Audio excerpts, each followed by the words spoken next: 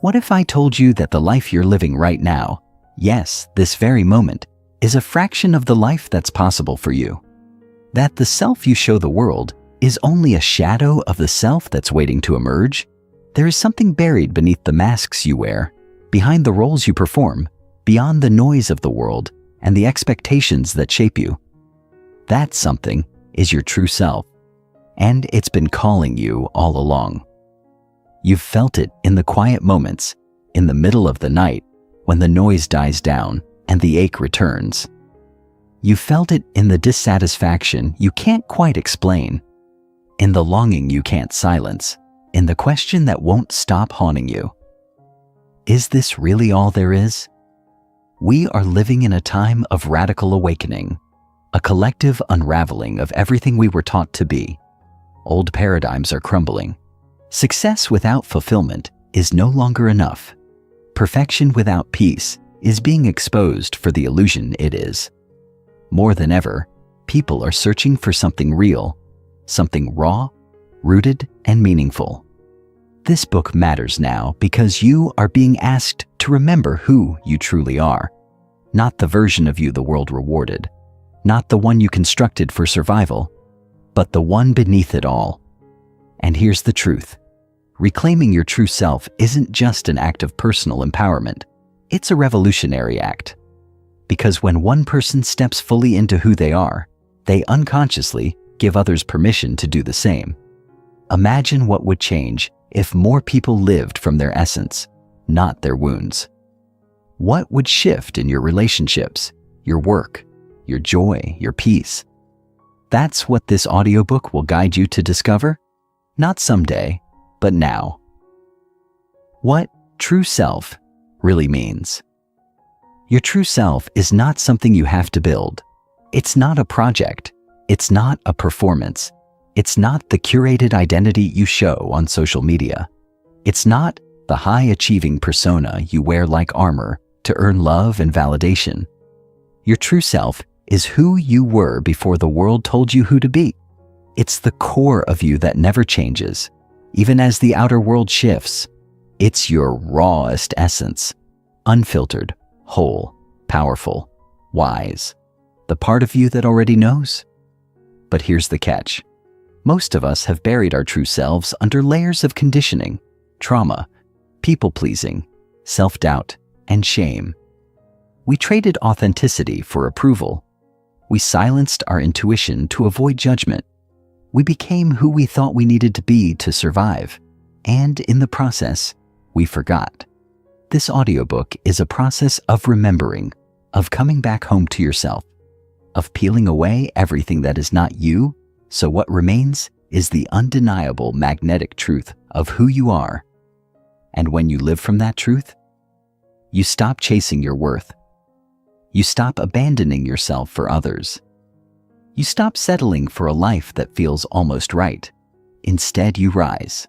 You become grounded, present, powerful, not because of what you've done, but because of who you've become. Your true self is not an idea. It's not a buzzword. It's a lived experience. It's what happens when your inner world and outer expression finally align. And in that alignment, everything changes. How to use this audiobook: journaling, reflection pauses. This is not a book you just listen to. It's an experience you immerse yourself in. You will not be the same person at the end of this journey as you are now. That is a promise. But transformation doesn't happen through passive consumption. It happens through active participation. So here's how to get the most out of this audiobook. Carve out intentional space when you listen. Turn off distractions. Listen with a journal nearby. Throughout each chapter, there will be reflection pauses and questions designed to crack you open, to challenge you, awaken you, and invite you deeper. Don't rush past them. Sit with them. Let the questions work you. Let your answers surprise you. They're often the key to unlocking what's been hidden. You may feel resistance. That's normal. In fact, it's a sign that you're on the right path. When your mind protests, when your body tenses, when the excuses arise, pause and lean in. Transformation lives just beyond that edge. Revisit chapters often. Healing and growth are non-linear. What doesn't land the first time may crack you open the fifth. Use this book as a mirror, a companion, a guide back to your own soul. Let your journal become the sacred ground where your true self begins to speak. And most importantly, give yourself grace.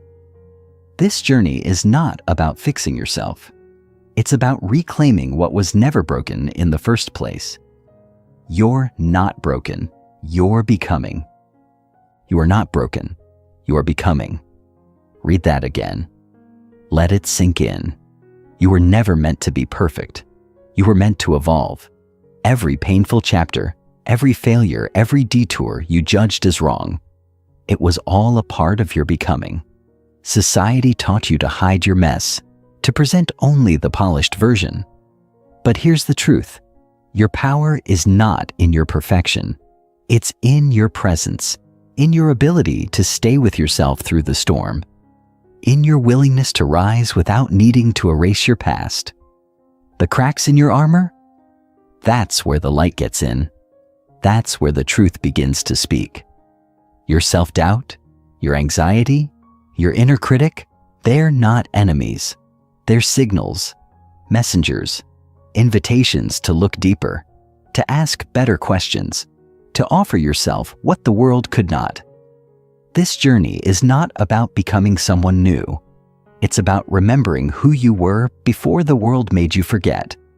And you do not walk it alone. With every word in this audiobook, you'll feel less isolated and more seen, more understood, more alive. You'll begin to realize the thing you've been searching for out there, it's already inside you, buried beneath the noise, waiting to be reclaimed. So if you're ready to stop performing and start living, if you're ready to stop fixing and start reclaiming, then this is your moment. The true you is not a fantasy. It is your birthright, and you don't need to earn it. You just need to say yes. Say yes to the voice that's whispering, "This isn't who I really am." Say yes to the wild, messy, magnificent journey back home to your soul. Say yes to your true self, because you're not broken, you're becoming, and the world needs the real you more than ever. Chapter 1. The Great Forgetting Childhood Innocence and the Original Self. There is a time, fleeting and precious, when we are untouched by the expectations of the world. A sacred space within the early years of our lives where wonder reigns, imagination flows like a river without banks, and the sense of self is unencumbered, alive and whole. In this raw, innocent beginning, we know ourselves not by name or achievements, but by a profound sense of being. A child does not question their worth. It is intrinsic, unshaken by approval or rejection. They dance when they feel joy, cry when they are sad, and ask endless questions, not to impress, but to understand. This is the original self, intuitive, expressive, fully embodied in the now. It is a version of us that doesn't yet know how to shrink, mold, or compromise. We are born with this essence, authentic, open-hearted, and divinely attuned to life. In those unguarded moments of laughter and curiosity, we are closer to our soul than perhaps at any other point in life. But inevitably, slowly and subtly, the world begins to shape us.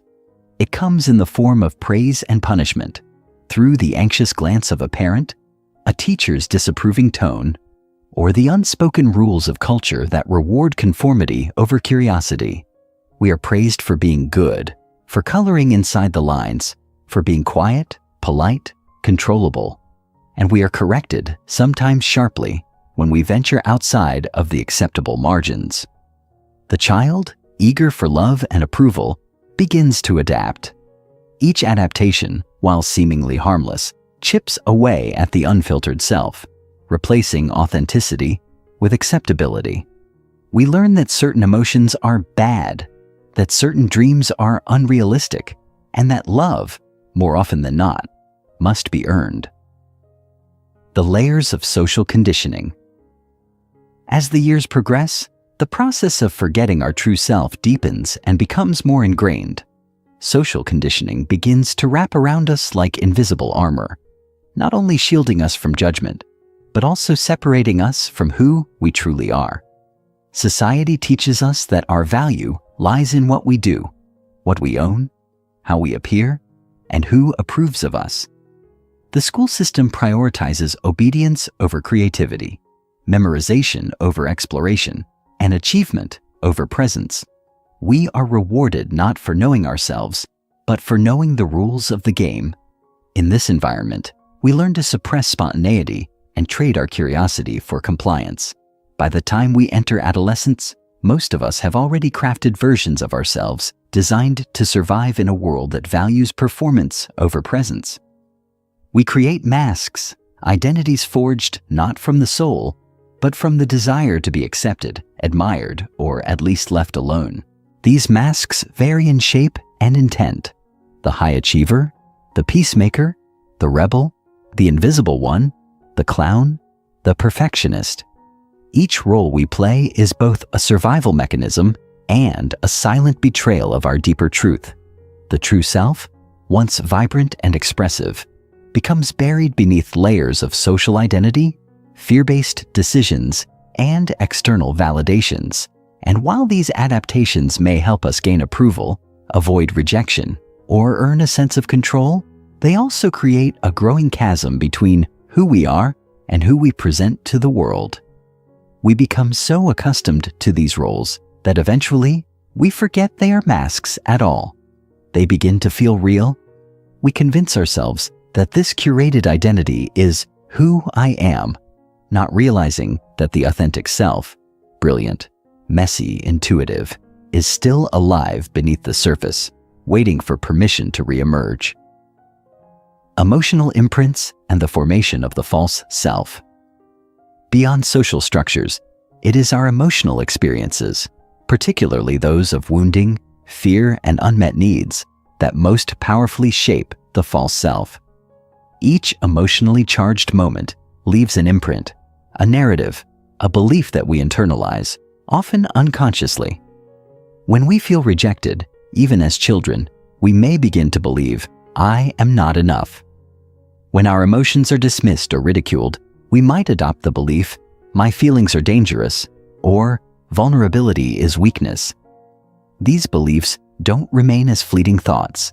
They embed into the fabric of our identity, driving our decisions, shaping our relationships, and reinforcing the persona we construct to feel safe. Over time, the false self becomes an elaborate response to emotional pain. If love was conditional, we become people pleasers. If anger was punished, we become appeasers. If authenticity was met with shame, we become performers. And while the false self may bring short-term safety, it always comes at the cost of long-term peace. We lose access to our intuition, creativity, and inner voice because we've trained ourselves to suppress anything that threatens the illusion we've constructed. The most painful part of this process is that it happens quietly. There is no moment when we consciously decide to abandon ourselves. It happens gradually, through 1,000 small concessions, until we wake up one day feeling like strangers to ourselves. We wonder why we're exhausted, why our relationships feel hollow, why our accomplishments ring empty. And yet, the true self is never fully lost. It is simply hidden, masked beneath the protective scaffolding we've built. The soul does not die. It waits, it watches, it whispers, and at some point, for those willing to listen, it calls us back, the consequences of separation from self. The longer we live disconnected from our authentic self, the deeper the inner void becomes. This is not always visible on the outside. Many people who appear successful, confident, even joyful, are living from a self that has been curated, not cultivated. They know how to meet expectations, but they do not know how to meet themselves. The disconnection manifests subtly at first, a sense of restlessness, dissatisfaction, or quiet yearning for something more. We might distract ourselves with busyness, numb ourselves with entertainment, or chase achievement after achievement in hopes that fulfillment will finally catch up. But it never does, because fulfillment cannot be found in what is acquired, only in what is remembered. The true self does not crave achievement. It craves alignment. It does not seek validation. It seeks expression. And when we are separated from it, we experience a profound loneliness. Not the loneliness of being without others, but the loneliness of being without ourselves. This is the core ache of disconnection. It is a spiritual homesickness, a longing to return to the wholeness we once knew as children. This inner exile can lead to depression, anxiety, burnout, and even physical illness, all of which are not simply afflictions to be medicated, but messengers to be understood. They are signals from the soul, alerting us that we've strayed too far from our essence. True healing begins not with fixing ourselves, but with finding ourselves, beneath the conditioning, beyond the wounds, and within the sacred stillness that we have forgotten how to enter. It requires courage, the courage to question who we've become, and curiosity to rediscover who we were before the world told us who to be. But once we begin the journey back, everything changes. The masks begin to fall. The inner voice grows louder. Life, once muted, becomes vivid again. And we realize that the greatest loss was never time, opportunity, or success. It was the loss of our own reflection, obscured beneath layers of trying, performing, and pretending. But the beauty of the human spirit is that it remembers. Even after decades of disconnect, it remembers the sound of truth. It remembers the freedom of authenticity. And it waits, patiently, lovingly, for the day we choose to remember too. Chapter 2. The False Self. The Birth of the Mask. The formation of the false self is not an act of deception or conscious manipulation. It is an act of survival, of adaptation, of learning how to exist in a world that rewards performance and punishes authenticity. As children, we quickly learn which parts of us are celebrated and which parts are ignored, shamed, or punished. The mask we create is not born of malice, but of necessity. It begins subtly with a raised eyebrow when we speak too loudly, a disappointed tone when we express anger, a withdrawal of affection when we cry too often or ask for too much. Over time, these micro-moments create macro decisions deep within our psyche. We decide, often without words, that to be accepted, we must hide, and so we begin to wear the first layers of the mask. We smile when we are sad, we nod when we disagree, we become helpful to feel needed, we succeed to feel loved. The mask grows as we grow, becoming more sophisticated, more polished, more believable. It is carefully crafted from the expectations of our caregivers, teachers, peers, and society at large. It becomes our armor, our interface with the world, and eventually our identity. We forget that it is a mask. We come to believe that we are the one who always says yes, the one who never cries, the one who has it all together. But behind that mask lives a self that is unexpressed, unseen, and often unheard. A self longing not for applause, but for acknowledgement. The roles we inhabit. As the mask solidifies, it fractures into roles, personas that serve a purpose, but often distance us further from our essence. These roles are not chosen consciously, but rather assumed as responses to the environments in which we find ourselves. The high achiever, for instance, learns early on that praise and love are contingent upon performance. This role becomes adept at success, striving relentlessly, always reaching for the next milestone, the next affirmation, never allowing failure to threaten the illusion of worth. Then there is the caretaker, whose value comes from being needed, from putting others first, often to the point of self-neglect. This role finds purpose in self-sacrifice, in anticipating the needs of others, but silently suffers when reciprocity never arrives. The perfectionist fears judgment so deeply that they strive for flawlessness, believing that if everything is done just right, they can escape criticism.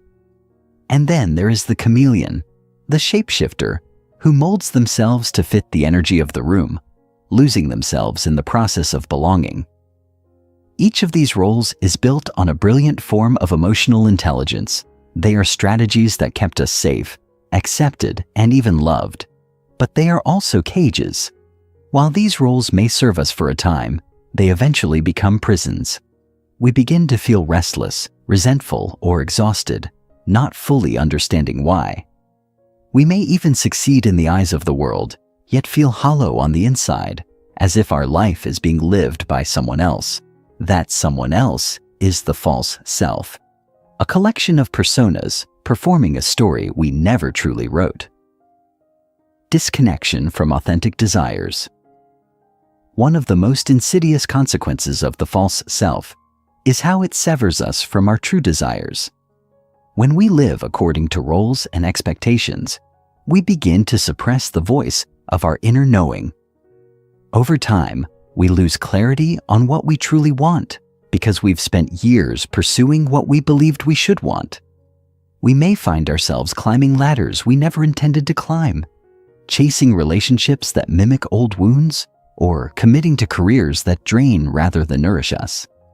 The voice of the true self becomes faint, buried beneath a chorus of external opinions. What will they think? Takes precedence over, what do I feel? The question is no longer, what brings me joy, but what will earn me approval? In this state, even pleasure becomes performative. Even rest becomes strategic. We might check all the boxes: good job, stable home, respectable relationships, only to feel like something essential is missing. That something is self. When we are disconnected from authentic desire, life feels like a script rather than a song. There is a dullness, a grayness, an emotional flatline that cannot be corrected by simply rearranging external circumstances. The answer lies within, in reawakening the part of us that knows what it means to be alive, to feel lit up by purpose, moved by beauty, and grounded in integrity. But to do so, we must dismantle the scaffolding of the false self, which can feel terrifying, even disorienting. It requires courage to admit that the life we've built may not be rooted in truth. It requires humility to question long-held dreams. And it requires patience to sit in the void that emerges when we stop pretending and start listening. The longing beneath the performance. Despite the effectiveness of our masks and roles, a persistent longing lingers beneath them, a subtle ache, an inner unrest that calls out in quiet moments. It speaks not in language, but in feelings. The anxiety that accompanies stillness, the sadness that bubbles up in silence, the exhaustion that no amount of sleep can fix. This longing is not weakness, it is wisdom.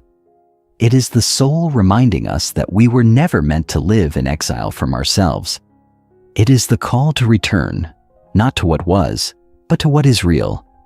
And yet, this return is not easy.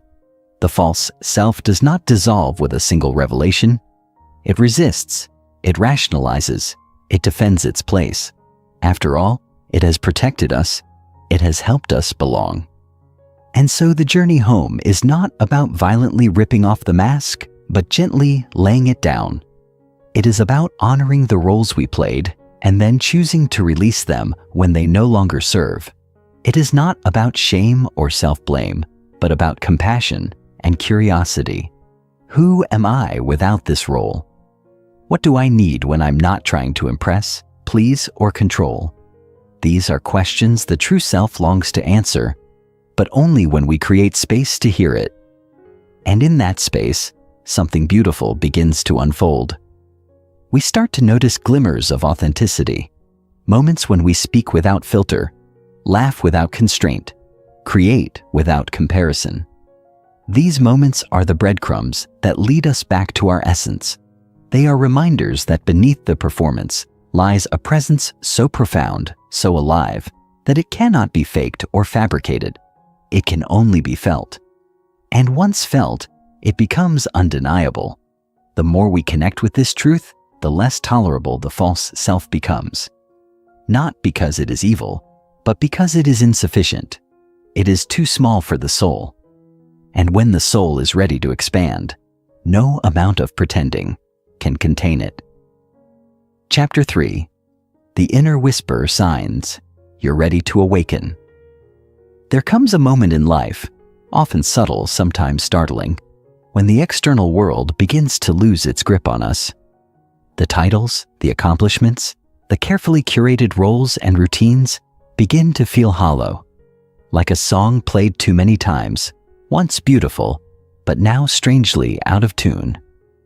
We wake up one day and realize we're tired in a way that rest doesn't repair, disoriented by the lives we've built, and increasingly unsure whether the path we're on was truly chosen or merely inherited. This moment is not a crisis in the way the world might define it. It is an awakening, a quiet but powerful turning point where something deeper begins to stir beneath the surface of ordinary life. It might show up as persistent dissatisfaction despite everything appearing fine, or a growing discomfort with the conversations we once enjoyed and the spaces we once sought. Sometimes it emerges through the shock of loss, heartbreak, or failure, those life quakes that dismantle our illusions and shake loose what no longer belongs. But more often, it begins with a whisper, a gentle but insistent sense that there must be more than this, more than endless striving, more than constant pleasing, more than the anxious effort to hold together an identity that never quite fits. These are not random frustrations. They are signs. They are sacred symptoms of your soul beginning to stretch, reaching for the surface after years, perhaps decades, of being buried. And if you are sensing this whisper, this strange blend of restlessness and yearning, you are not broken. You are waking up. You are beginning to remember that underneath all the layers of performance and protection lives a self that was never lost, only quieted. A self that knows peace, that longs for purpose, that is ready, finally, to be reclaimed. Listening to the voice within, learning to hear the voice of your inner self, is not about discovering something new. It is about unlearning everything that taught you to stop listening. The inner voice is not loud. It does not compete with the constant noise of the world or the harsh narrative of the inner critic. It speaks in sensations, nudges, knowing. It communicates through the body, the gut, the heart, a subtle contraction when something feels wrong, a quiet expansion when something aligns with your truth. This voice was once your native language, spoken fluently in childhood when imagination flowed freely and choices were made from joy, not obligation. But as we absorbed the voices of others, the directives of parents, the teachings of school, the conditioning of culture, we slowly replaced our inner guidance with external expectations. The voice within was silenced, not by force but by forgetting. To hear it again, we must practice remembering. This remembering happens in stillness, in solitude, in spaces where we allow ourselves to be unproductive, unfiltered, unhurried. It happens in journaling before the mind has time to edit, in nature walks where the wind carries insights, not spoken in words, in quiet moments of heartbreak or awe that crack open the hardened shell of identity. The inner voice will not shout over your distractions. It waits for your willingness.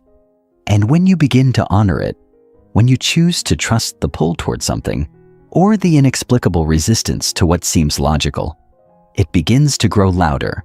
It begins to lead. Listening to the voice within is not about abandoning reason. It is about integrating intuition. It is remembering that beneath the cleverness of your mind lies a deeper wisdom, one that does not need proof to speak the truth.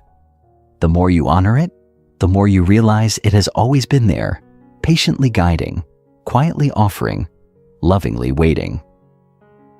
Your soul's desire for authenticity. At the heart of the inner whisper is your soul's deep desire to be seen, not for who you've become in the eyes of others, but for who you've always been beneath the noise. This desire is not egoic. It is existential. It is not a craving for attention, but a call for alignment. The soul does not want to impress, outperform, or persuade. It wants to express, embody, and expand. It longs to be free from the suffocating constraints of who you think you have to be, so it can finally become what it truly is. This longing often begins as subtle discomfort, an inexplicable aversion to things you used to tolerate, arising unease in spaces where you used to fit in. You may find yourself withdrawing from certain conversations, craving solitude, reevaluating relationships that once felt fulfilling. This is not regression. It is refinement. Your soul is reclaiming its space. It no longer has the tolerance for small talk that lacks depth, for obligations that require self-abandonment, or for roles that reduce your infinite complexity to a single label. You may feel guilty at first, even selfish. After all, the false self was designed to please, to perform, to ensure you belonged. But this guilt is not a sign you're doing something wrong. It is evidence that you are breaking an old agreement, one in which you traded authenticity for acceptance. And in breaking it, you begin to make a new one, with yourself. The soul does not negotiate in logic. It communicates in resonance. When something resonates, when it lights you up, when it softens your edges or brings tears to your eyes for reasons you can't explain, that is your soul speaking. It is showing you what is true, what is yours, what is real. And in listening, you do not become someone new. You return to who you were before the world told you who to be. Embracing the discomfort of growth. Awakening to your inner truth is not a gentle linear path. It is a dismantling, a shedding, a sacred disorientation. There is no way to awaken without disrupting the systems, internal and external, that were built to sustain the false self. And so, as the whisper grows louder, as your inner voice begins to reclaim its rightful place, you will be asked to let go. Let go of relationships built on versions of you that no longer exist. Let go of dreams that were never truly yours. Let go of habits that numb your truth and identities that guard your vulnerability. This letting go will not always feel empowering. It will often feel like grief, because it is. You are grieving not only what you are releasing, but also the parts of yourself that were never allowed to be. You are mourning years of silence, of betrayal, of forgetting. And this grief, while painful, is holy. It is the soil from which new life grows. Growth is uncomfortable, not because you are doing it wrong, but because you are doing it right. The discomfort is not a sign of danger. It is a signal of expansion. You are stretching into unfamiliar territory, learning to trust your intuition over logic, your feeling over approval, your truth over tradition. This expansion will test you. You will be tempted to return to the safety of the mask, the comfort of the familiar, the ease of playing small.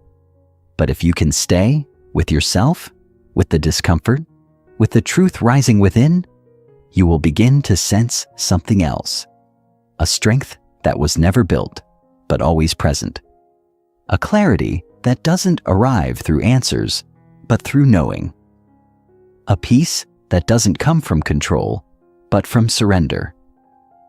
This is the beginning of true self-mastery, not mastery over others or circumstances, but mastery of presence, of honesty, of integrity with yourself. You will find that the most courageous thing you can do is not to rise above the pain, but to sit within it long enough to let it shape you into someone truer. And in that becoming, you will realize that the whisper was never leading you away from something. It was calling you home. Chapter 4. The Turning Point, the Power of Radical Honesty. There comes a moment on every journey of transformation when we reach a threshold, a point where the truth can no longer be denied or suppressed, no matter how deeply it has been buried. This threshold is not always dramatic. It may arrive in silence, in an ordinary afternoon, through an unexplainable stillness that settles in your bones.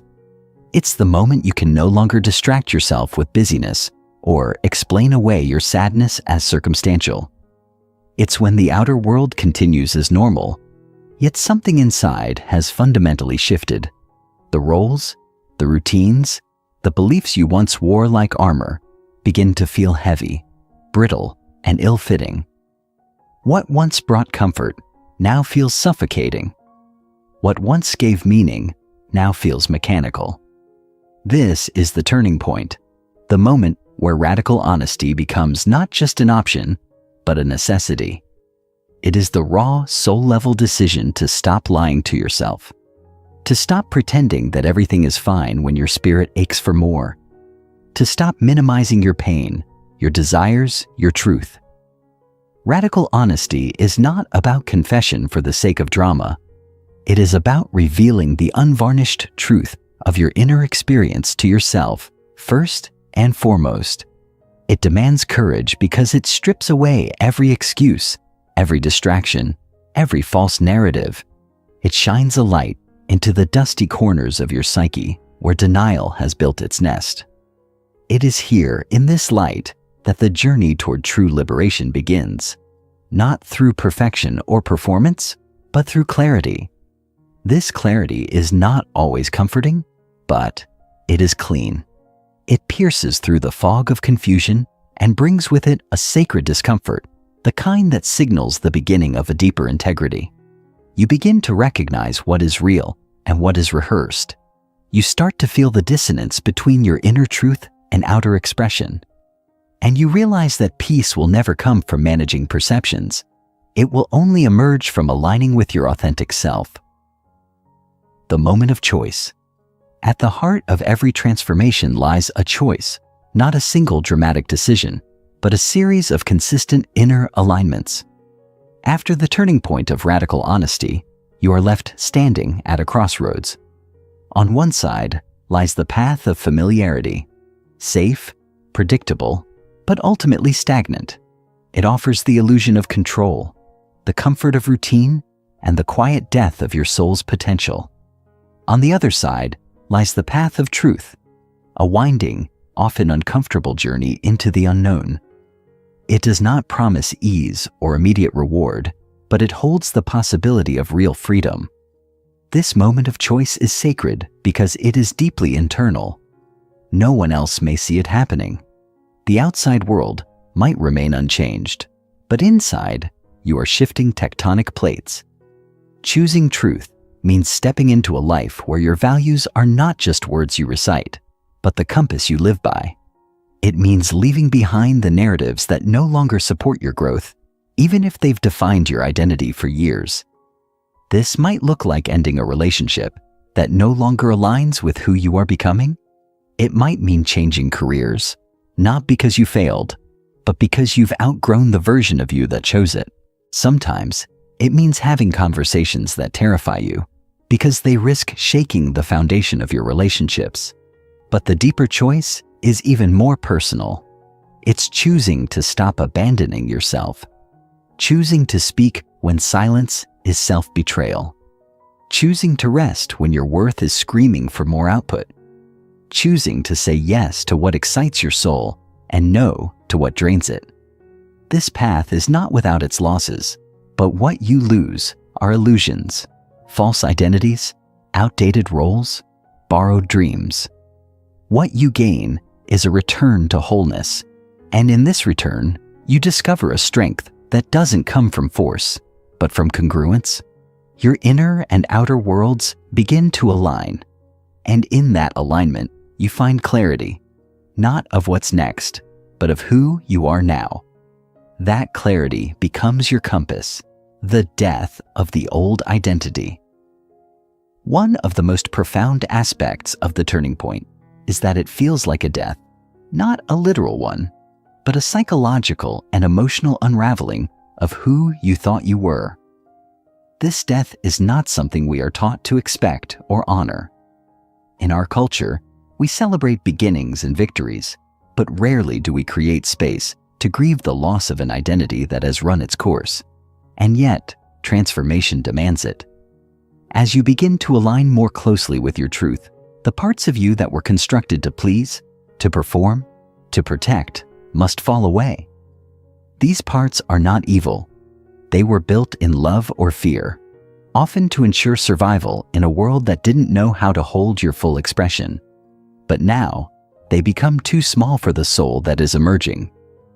The achiever who was fueled by validation starts to feel exhausted by goals that no longer fulfill.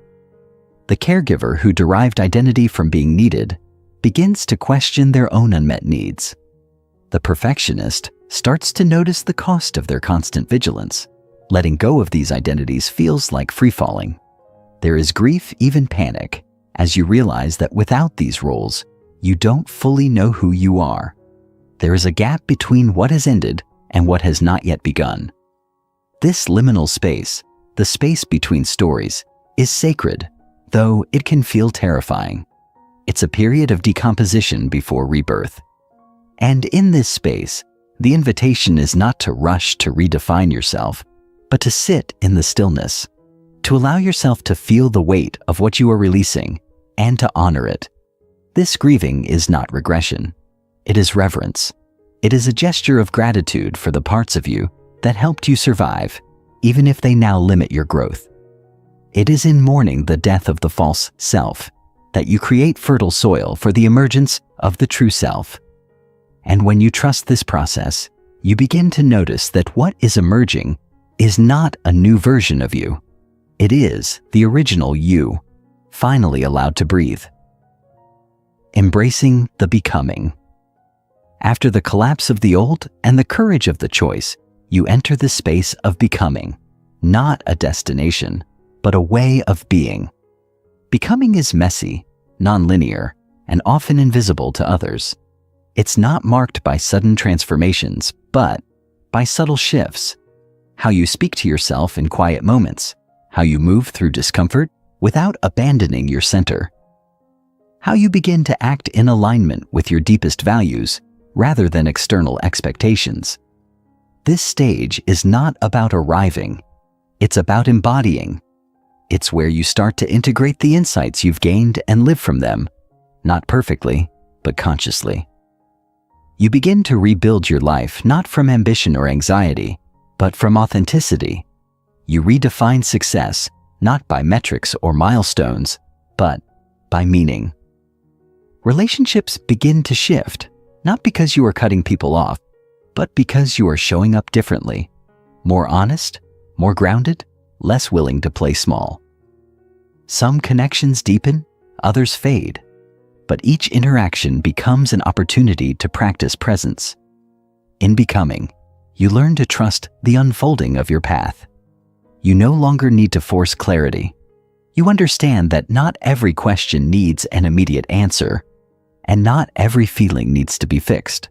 You begin to relate to uncertainty with curiosity instead of fear. Your nervous system begins to unwind from years of being on high alert. This is the turning point. Not a one-time shift, but the beginning of a new relationship with life. A relationship rooted in truth, nourished by integrity, and guided by the quiet, powerful compass of your reclaimed self. Chapter 5. Reclaiming your inner authority. The erosion of self-trust. The loss of inner authority rarely happens in a single moment. It occurs slowly, almost imperceptibly, like the gradual erosion of rock by wind and water. It begins in early life when external voices grow louder than our own, when the hunger for approval or fear of punishment teaches us to question our instincts. The child who once moved freely, intuitively, begins to pause before acting, wondering how their choices will be received. Little by little, self-trust is replaced by self-monitoring. Decisions that were once grounded in inner clarity become filtered through a lens of external validation. Is this right? Becomes less about what resonates internally and more about what others might approve of. Over time, we internalize these voices, those of parents, teachers, peers, society, until they merge into an inner critic that mimics the language of fear disguised as wisdom. This voice masquerades as responsible, reasonable, mature, but its underlying tone is control. It tells us to play it safe, to shrink, to comply. It convinces us that our desires are dangerous, our instincts flawed, our knowing unreliable. And so we begin to defer our power to experts, to authorities, to trends and norms. We seek answers in books and gurus, hoping they might give us what we no longer trust ourselves to know. Yet no external voice, no matter how wise or well-intentioned, can replace the authority of your own soul. The erosion of self-trust is not the end of the story. It is merely a detour, one that can be reversed the moment you decide to turn inward and remember who you are beneath the conditioning. Discerning inner wisdom from inner wounding. Reclaiming your inner authority does not mean impulsively following every emotional reaction or desire. It means cultivating the discernment to distinguish between the voice of your wounding and the voice of your wisdom. This discernment is nuanced, developed through presence, patience, and radical self-inquiry. The voice of inner wounding often arises from fear, scarcity, or shame. It's reactive, urgent, and anxious. It speaks in absolutes. You always mess this up. No one cares about what you want. If you don't do this, you'll fail. These messages are rooted in past experiences that taught you survival, not sovereignty. They are echoes of times when being yourself was unsafe or unsupported. On the other hand, the voice of inner wisdom is steady and grounded. It doesn't clamor for attention. It waits. It speaks with calm clarity even when delivering hard truths. This voice does not shame or threaten. It guides. Learning to hear it requires a slowing down, a willingness to sit with discomfort rather than rush to resolve it. When triggered, rather than reacting immediately, pause and ask, is this fear or truth? Is this voice protective or directive? With practice, you begin to notice the difference in texture between the two. Wounding contracts the body. Wisdom expands it. Wounding creates urgency. Wisdom offers spaciousness. As you become more fluent in your own inner language, you begin to choose differently, not from the scripts of your past, but from the truth of your present. This is the foundation of inner authority, knowing that while wounds may whisper, they do not have the final word. You can hear them without obeying them. You can honor their origin without letting them lead your life, rewriting the script of power. For many, the word authority has been tainted by experiences of domination, repression, or rigidity. We associate it with power over, rather than power within. But reclaiming inner authority requires rewriting the script of power entirely. True power is not control. It is congruence. It is the alignment between what you believe, what you feel, and how you act. It is standing rooted in your truth without needing others to agree with it. It is the quiet confidence that comes not from being right, but from being real. This kind of power is not loud or aggressive. It is magnetic. It doesn't demand attention. It commands respect simply by existing in full expression. When you embody inner authority, you no longer need to convince others or prove your worth.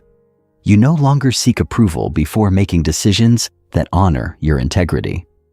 This doesn't mean you become inflexible or self-absorbed. In fact, it allows you to become more open and empathetic. Because when you are grounded in your own truth, you no longer feel threatened by the truths of others. Rewriting the script of power also means releasing the belief that you need to have all the answers before taking action. Inner authority is not about certainty. It is about willingness. Willingness to listen, to experiment, to adjust. It is a dynamic relationship with life, one where you are both the author and the student of your journey. Each choice becomes a chance to reinforce your self-trust or weaken it. And every time you honor your truth, even in small ways, you strengthen the neural pathways of sovereignty. You begin to live less from reaction and more from intention. You become the narrator of your own story, rather than a character in someone else's script. Living in alignment with your inner compass. Once inner authority is reclaimed, the journey becomes about daily alignment. Alignment is not a destination, it is a practice. It is a way of being that asks, moment by moment, does this reflect who I am and who I'm becoming? It is the art of living from your center, rather than from the edges of approval or avoidance. This alignment shows up in how you spend your time, how you speak, how you move through conflict, how you choose relationships, how you care for your body. It requires presence. You cannot live in alignment when you are disconnected from yourself. This is why practices that bring you home, meditation, breath work, journaling, nature, are not luxuries. They are necessities. They help you hear the subtle signals of your inner compass and make adjustments before you veer too far off course. Alignment also demands boundaries. You cannot honor your truth while constantly abandoning it to accommodate others. Boundaries are not walls, they are gates. They are the structures that allow your energy, your vision, your voice to flourish. They protect the sacred space of your becoming. Living in alignment is not always comfortable. Sometimes it requires saying no to things that once felt safe. Sometimes it means outgrowing communities, identities, even dreams that no longer resonate. But every act of alignment becomes a declaration. I trust myself. I know who I am. I honor my path. And the more you live from this place, the more life responds in kind. Opportunities align, relationships deepen, synchronicities multiply. You realize that the universe is not punishing or rewarding, it is responding.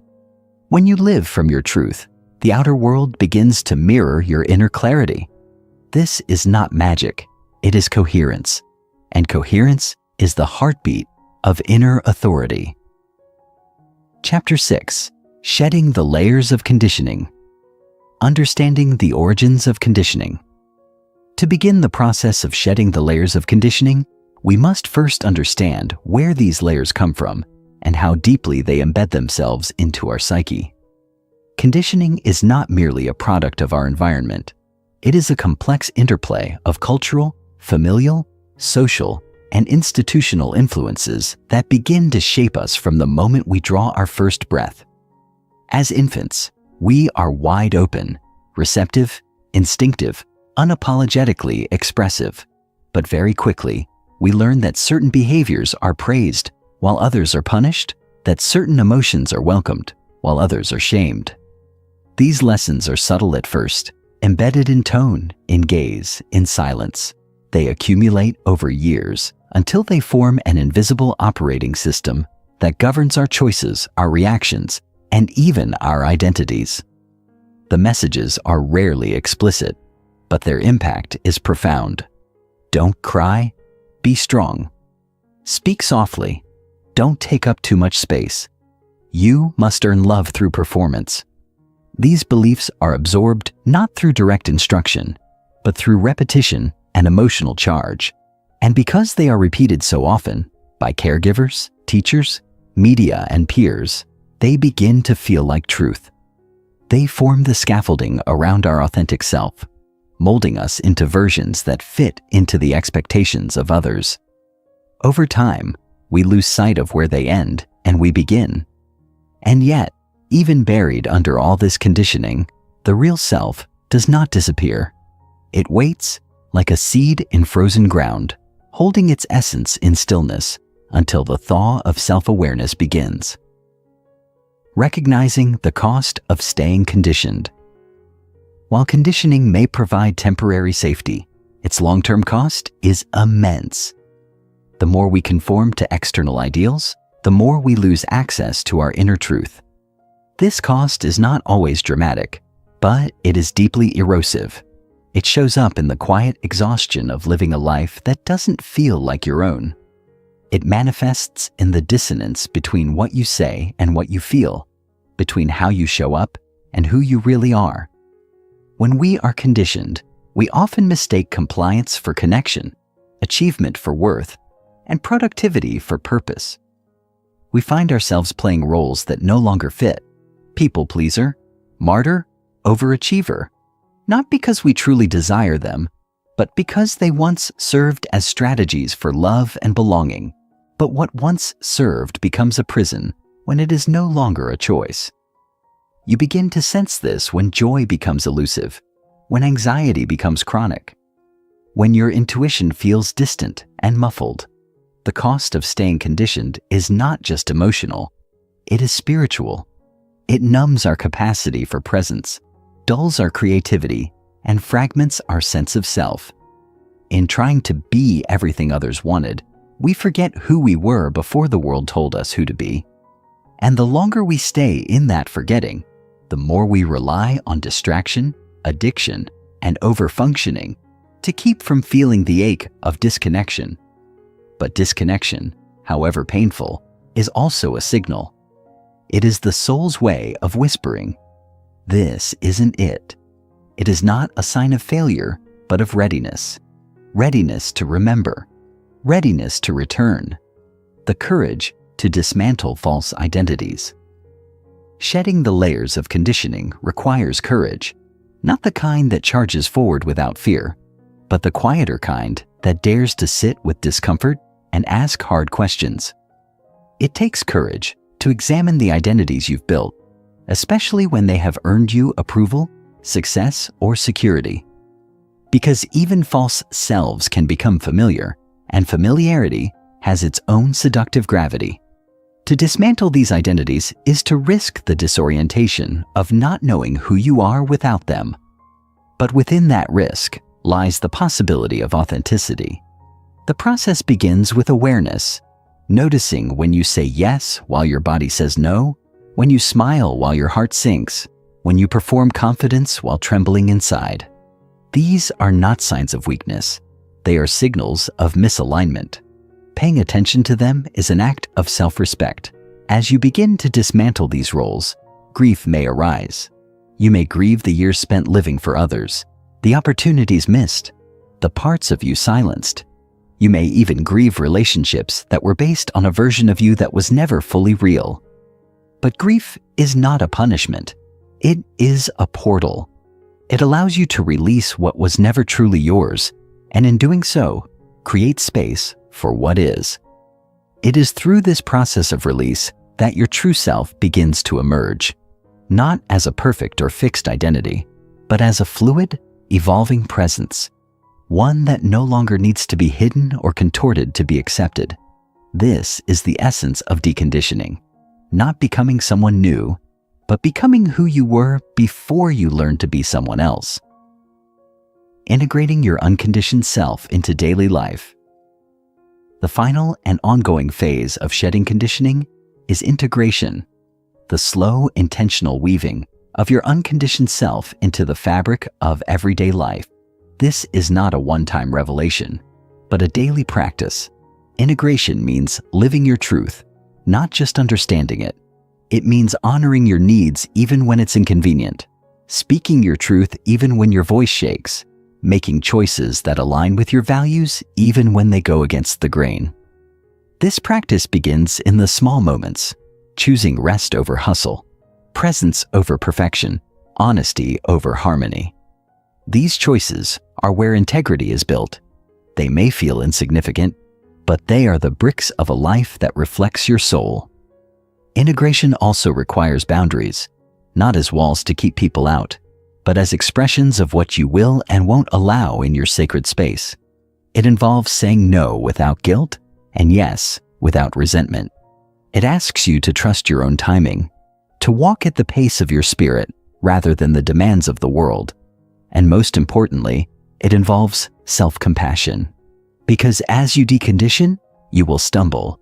You will sometimes revert to old patterns, fall into familiar traps, or question your worth. This is not failure. It is part of the process. What matters is your willingness to return. Again and again, return to your body, to your breath, to your truth. Each return is a homecoming, and over time, these returns become less about correction and more about celebration. You begin to notice moments of peace that are unearned, joy that is unprompted, choices that feel like freedom. You begin to feel not just more yourself, but more whole. Not because you have finally become perfect, but because you have finally become real. This is the gift of shedding conditioning. A life lived not from fear or obligation, but from authenticity and love. Chapter 7. The Sacred Art of Emotional Alchemy. Emotions as sacred messengers. For most of us, emotions have been treated less as sacred messengers and more as unpredictable intrusions, things to manage, suppress, or avoid altogether. From childhood onward, we are subtly and overtly taught which emotions are acceptable and which must be hidden away. And often this conditioning teaches us to fear or reject the very feelings that carry the deepest truths about our needs, values, and wounds. We are praised for being pleasant, punished for being angry, comforted when we cry as long as we stop quickly, and taught to be strong by numbing ourselves rather than facing the tides within. But emotions are not obstacles on the path to growth. They are the path. They are not inconveniences to be fixed, but guides to be followed with reverence. Each emotional state, from joy to grief, from rage to tenderness, carries a coded message from the subconscious, a pulse from the deeper self urging us to pay attention. When you feel anger rise in your chest, it is not a moral failure. It is a flare signaling a boundary crossed, a need unmet, a truth ignored. When sorrow moves like a slow river through your body, it is not weakness. It is evidence of your capacity to feel the weight of loss and love simultaneously. To begin practicing emotional alchemy, you must first unlearn the story that feelings are problems. They are teachers, and in many ways, they are the purest expressions of your aliveness. A life without emotion is a life disconnected from the essence of being. The sacredness lies not in controlling your emotions, but in becoming intimate with them, curious, open, receptive, until you can read their language and respond not from reactivity, but from deep listening. Transmuting emotional energy into insight. Emotional alchemy is the process of transforming raw emotional energy into clarity, wisdom, and embodied truth. It is not about bypassing pain or pretending that difficult feelings don't exist. Rather, it is the art of leaning in, of allowing the energy of emotion to move through the body, mind, and spirit in a way that liberates rather than entraps. Every emotion is energy in motion, E-motion. And when we resist its movement, we trap it within the body where it festers, calcifies, and manifests as anxiety, illness, or emotional numbness. But when we allow emotion to flow, to complete its cycle, something extraordinary happens. The emotion transforms, and with it, so do we. To transmute emotion is to become the alchemist of your inner world. It begins by creating space, a pause, a breath, a moment of non-reaction. In that space, you feel without judgment. You notice the sensations, the textures of the emotion, where it lives in your body, what images or memories arise with it. You ask it questions. What are you here to show me? What truth have I been avoiding? This act of inquiry shifts the relationship from resistance to reverence. The emotion becomes less like a wave crashing down and more like a tide carrying you inward. As you sit with it, not trying to change it, but simply honoring its presence, it begins to unfold its message. The tightness in your chest becomes the voice of your unmet needs. The knot in your stomach reveals your fear of rejection. The tears you held back for years become a river that cleanses the stories of unworthiness. And then, something lifts. The emotion, once acknowledged, moves. It changes form, from heaviness to insight, from tension to release, from confusion to clarity. In this way, emotional alchemy is a bridge from fragmentation to wholeness, from reaction to sovereignty. It is the act of turning the lead of unprocessed feeling into the gold of embodied understanding. The power of feeling fully.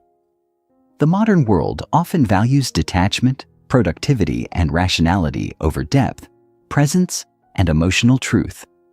We are rewarded for compartmentalizing, for staying composed in the face of chaos, for keeping our feelings in check no matter the cost. But this comes at a profound price. When we do not allow ourselves to feel fully, we live half-lives, disconnected, performative, dulled. To feel fully is not indulgence. It is intimacy with your own soul. It is reclaiming your right to experience the full spectrum of being human. It means letting joy erupt through your laughter without needing to apologize. It means allowing grief to wash over you, like a storm when loss breaks your heart. It means welcoming rage as the sacred fire that burns away falseness. Feeling fully is a radical act in a world that urges numbness. It is a return to the body, the breath, the heart. But to feel fully, you must cultivate safety within. For many, the body has become a battlefield, a place where emotions were punished or ignored. Relearning to feel is like learning to breathe underwater. It takes practice, patience, and gentleness. Begin by noticing what feelings you avoid. Trace them to their origin. Ask, when was I first taught that this emotion was dangerous? Then, with compassion, begin to reclaim it. Let the tears come. Let the shaking happen. Let the laughter rise without censorship. As you do, you will notice a shift. The energy that was once trapped begins to flow. The body softens. The mind clears. You become less afraid of yourself. And in that space, you find power. Not the brittle power of control, but the deep power of presence. The more you allow yourself to feel, the more alive you become. And in that aliveness, you find your truest self, not edited, not performed, but real. Becoming the emotional alchemist of your life. Emotional alchemy is not a one-time event. It is a way of living. It is the practice of turning inward with courage, of meeting each feeling as a sacred guest, of learning to navigate life from the inside out. To live as an emotional alchemist is to become the conscious steward of your internal landscape. It means no longer outsourcing your emotional regulation to others, no longer demanding they behave a certain way so you can feel okay. It means owning your triggers as invitations, your reactions as reflections, your patterns as pathways. Each emotional wave becomes an opportunity, not to judge yourself, but to meet yourself more deeply. It is not about perfection. You will still feel overwhelmed, still lash out, still retreat into numbness at times. But with each return to presence, with each breath into the feeling, you reclaim more of your power. You become the one who responds rather than reacts, the one who listens rather than deflects, the one who chooses rather than avoids. This is mastery, not of emotion, but with emotion. Emotional alchemy also allows for greater connection with others. When you are fluent in your own feelings, you become more compassionate toward the feelings of others. You no longer need them to be less emotional for you to be comfortable. You no longer project your unprocessed pain onto them. Instead, you meet them in their humanity because you have met yourself in yours. And through that meeting, deeper intimacy is born. You learn to speak from your truth, to hold space without rescuing, to stay open even in discomfort. Your relationships become more honest, more resilient, more alive. This is the gift of living as an alchemist, not just transforming your own life, but becoming a vessel of transformation for others. You bring light into the dark. You bring breath into what was frozen. You bring love into what was feared. And in doing so, you embody the sacred art of turning pain into wisdom, emotion into medicine, and life into a living altar of truth. Chapter 8. Awakening the Power of the Present Moment. The illusion of time and the disconnection from now time as we commonly experience it, is not merely a practical framework to organize the events of our lives. It has become a mental prison, a fragmented lens through which we interpret and distort the experience of being alive. From a young age, we are trained to orient ourselves toward either what has already passed or what is yet to come. We are taught to live for the future, exams, jobs, relationships, achievements, as if life itself is a destination, always receding into the horizon. At the same time, we carry the unresolved weight of the past, old wounds, regrets, memories that haunt us quietly, shaping our self-image and informing our every step. In this dual allegiance to past and future, the present moment becomes a ghost, something we pass through without noticing, a fleeting backdrop against which our anxiety and nostalgia play out. We forget that now is the only moment that is ever truly real, the only place where life actually happens. This disconnection from the present is the root of much of our suffering. When we live caught between the regrets of yesterday and the worries of tomorrow, we lose access to the richness of being. We become unconscious in our actions, distracted in our thoughts, and numb in our bodies. We might be physically present, but emotionally and spiritually absent, running on autopilot and wondering why fulfillment eludes us no matter how much we achieve. The illusion of time seduces us into believing that peace, joy, and worthiness exist somewhere other than here. But awakening begins when we see through this illusion and return to the only place where transformation is possible: the present moment. The present moment as portal to the true self. To awaken to the present is to awaken to your true self. For the essence of who you are does not live in the stories of the past or the projections of the future. It lives in your direct, embodied experience of now. This moment, unfiltered and unjudged, is your portal to authenticity, clarity, and peace. The present moment holds everything: the sensations in your body, the rhythm of your breath, the texture of your thoughts, the pulse of your emotions, the sounds in the room, the light falling across your skin. It is a kaleidoscope of ever-unfolding experiences, each one an invitation to be here, fully, without defense. When you begin to anchor into the now, you start to notice the subtlety of life, the way tension rises and falls in your shoulders, how your breath contracts when fear is near, how your chest expands when joy arises. You begin to sense the aliveness within your own being, something that was always present but obscured by mental noise. And in that awareness, a quiet miracle occurs. The ego softens, the mind slows, and the space between stimulus and response expands. In that space, you discover freedom. You are no longer ruled by unconscious reactivity. You can choose. You can respond with intention. You can feel without being overwhelmed. The present moment reveals not just what is happening, but how you relate to what is happening. That awareness is the foundation of all transformation. It allows you to see clearly, to feel honestly, and to act with integrity. The more you root yourself in now, the more aligned you become with your inner truth. Your actions begin to flow from presence rather than performance. Your words become truer. Your choices more aligned. You are no longer chasing life. You are living it, moment by sacred moment. Reclaiming presence in a distracted world. In today's hyper-connected, fast-paced world, presence has become a revolutionary act. We live in an age where distraction is both normalized and monetized.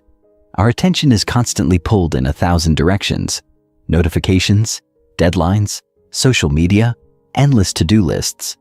Our minds are rarely still. We are always scrolling, reacting, planning, consuming. This state of perpetual stimulation fragments our awareness and weakens our connection to the here and now. It is no longer enough to understand the value of presence. We must practice reclaiming it, intentionally, repeatedly, and with devotion. Reclaiming presence requires a radical shift in priorities. It means valuing depth over speed, stillness over noise, connection over efficiency. It begins with small, deliberate acts, putting your phone down during a conversation, savoring the taste of your food without rushing, breathing consciously before reacting.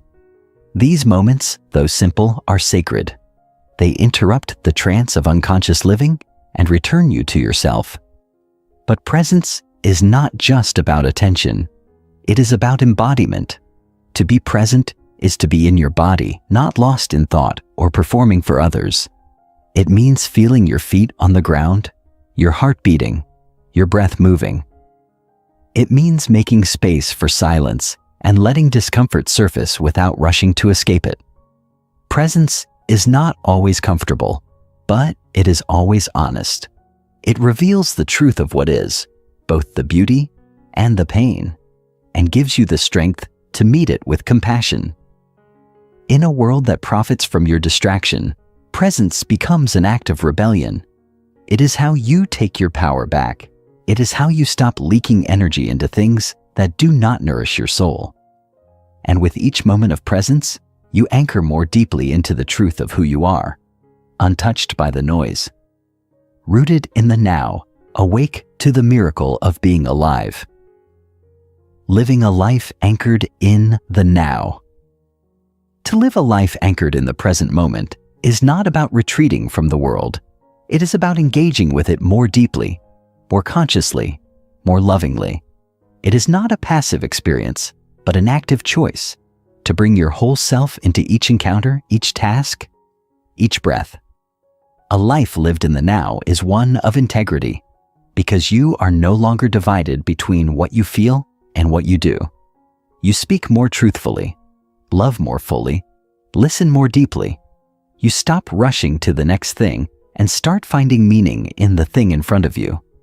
This shift changes everything, not just how you feel, but how you relate to others, how you work, how you create, how you heal.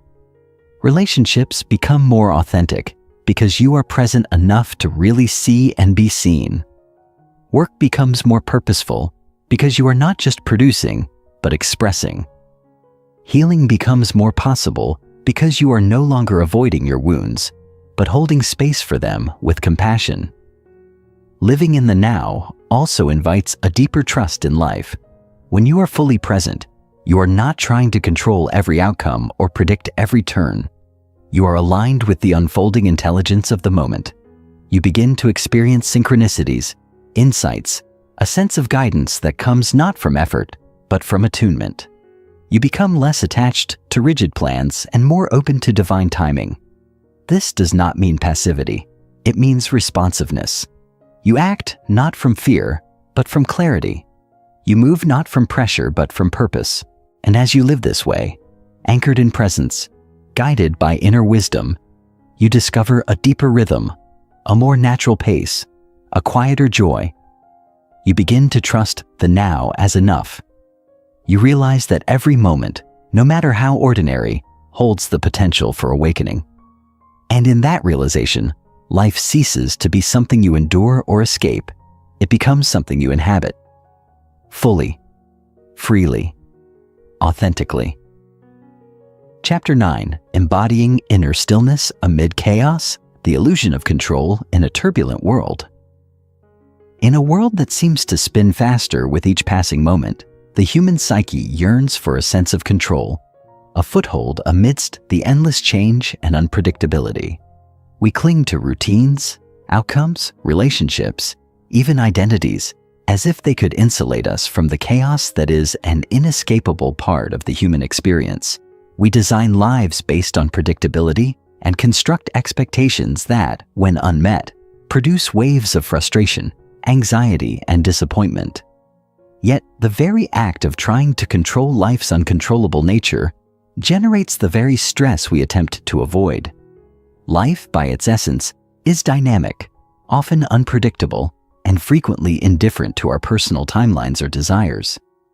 The weather shifts without warning, people leave without explanation, careers evolve, bodies age, accidents occur, and the world continues to turn regardless of our intentions. This truth, though unsettling at first, holds within it a paradoxical liberation. When we acknowledge that external control is an illusion, we begin to redirect our energy inward, toward the only domain that is ever truly within our reach, our inner state. The storm outside may rage, but if we can find calm within, we are no longer at the mercy of external circumstances.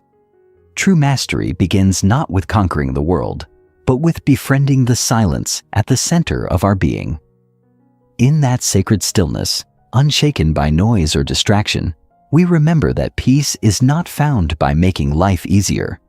It is found by becoming still enough to see clearly through the storm. The practice of cultivating inner stillness. Inner stillness is not a passive state nor a void of emotion or thought. It is an embodied awareness, a grounded presence that remains intact even when the mind is busy or the heart is tender. It is the calm at the bottom of the ocean, unperturbed by the surface waves. Cultivating this stillness requires more than momentary meditation or a few deep breaths. It is a daily, deliberate practice of returning home to yourself. It begins with creating space, not just in your schedule, but in your awareness. Space to pause before reacting, to breathe before speaking, to observe rather than absorb.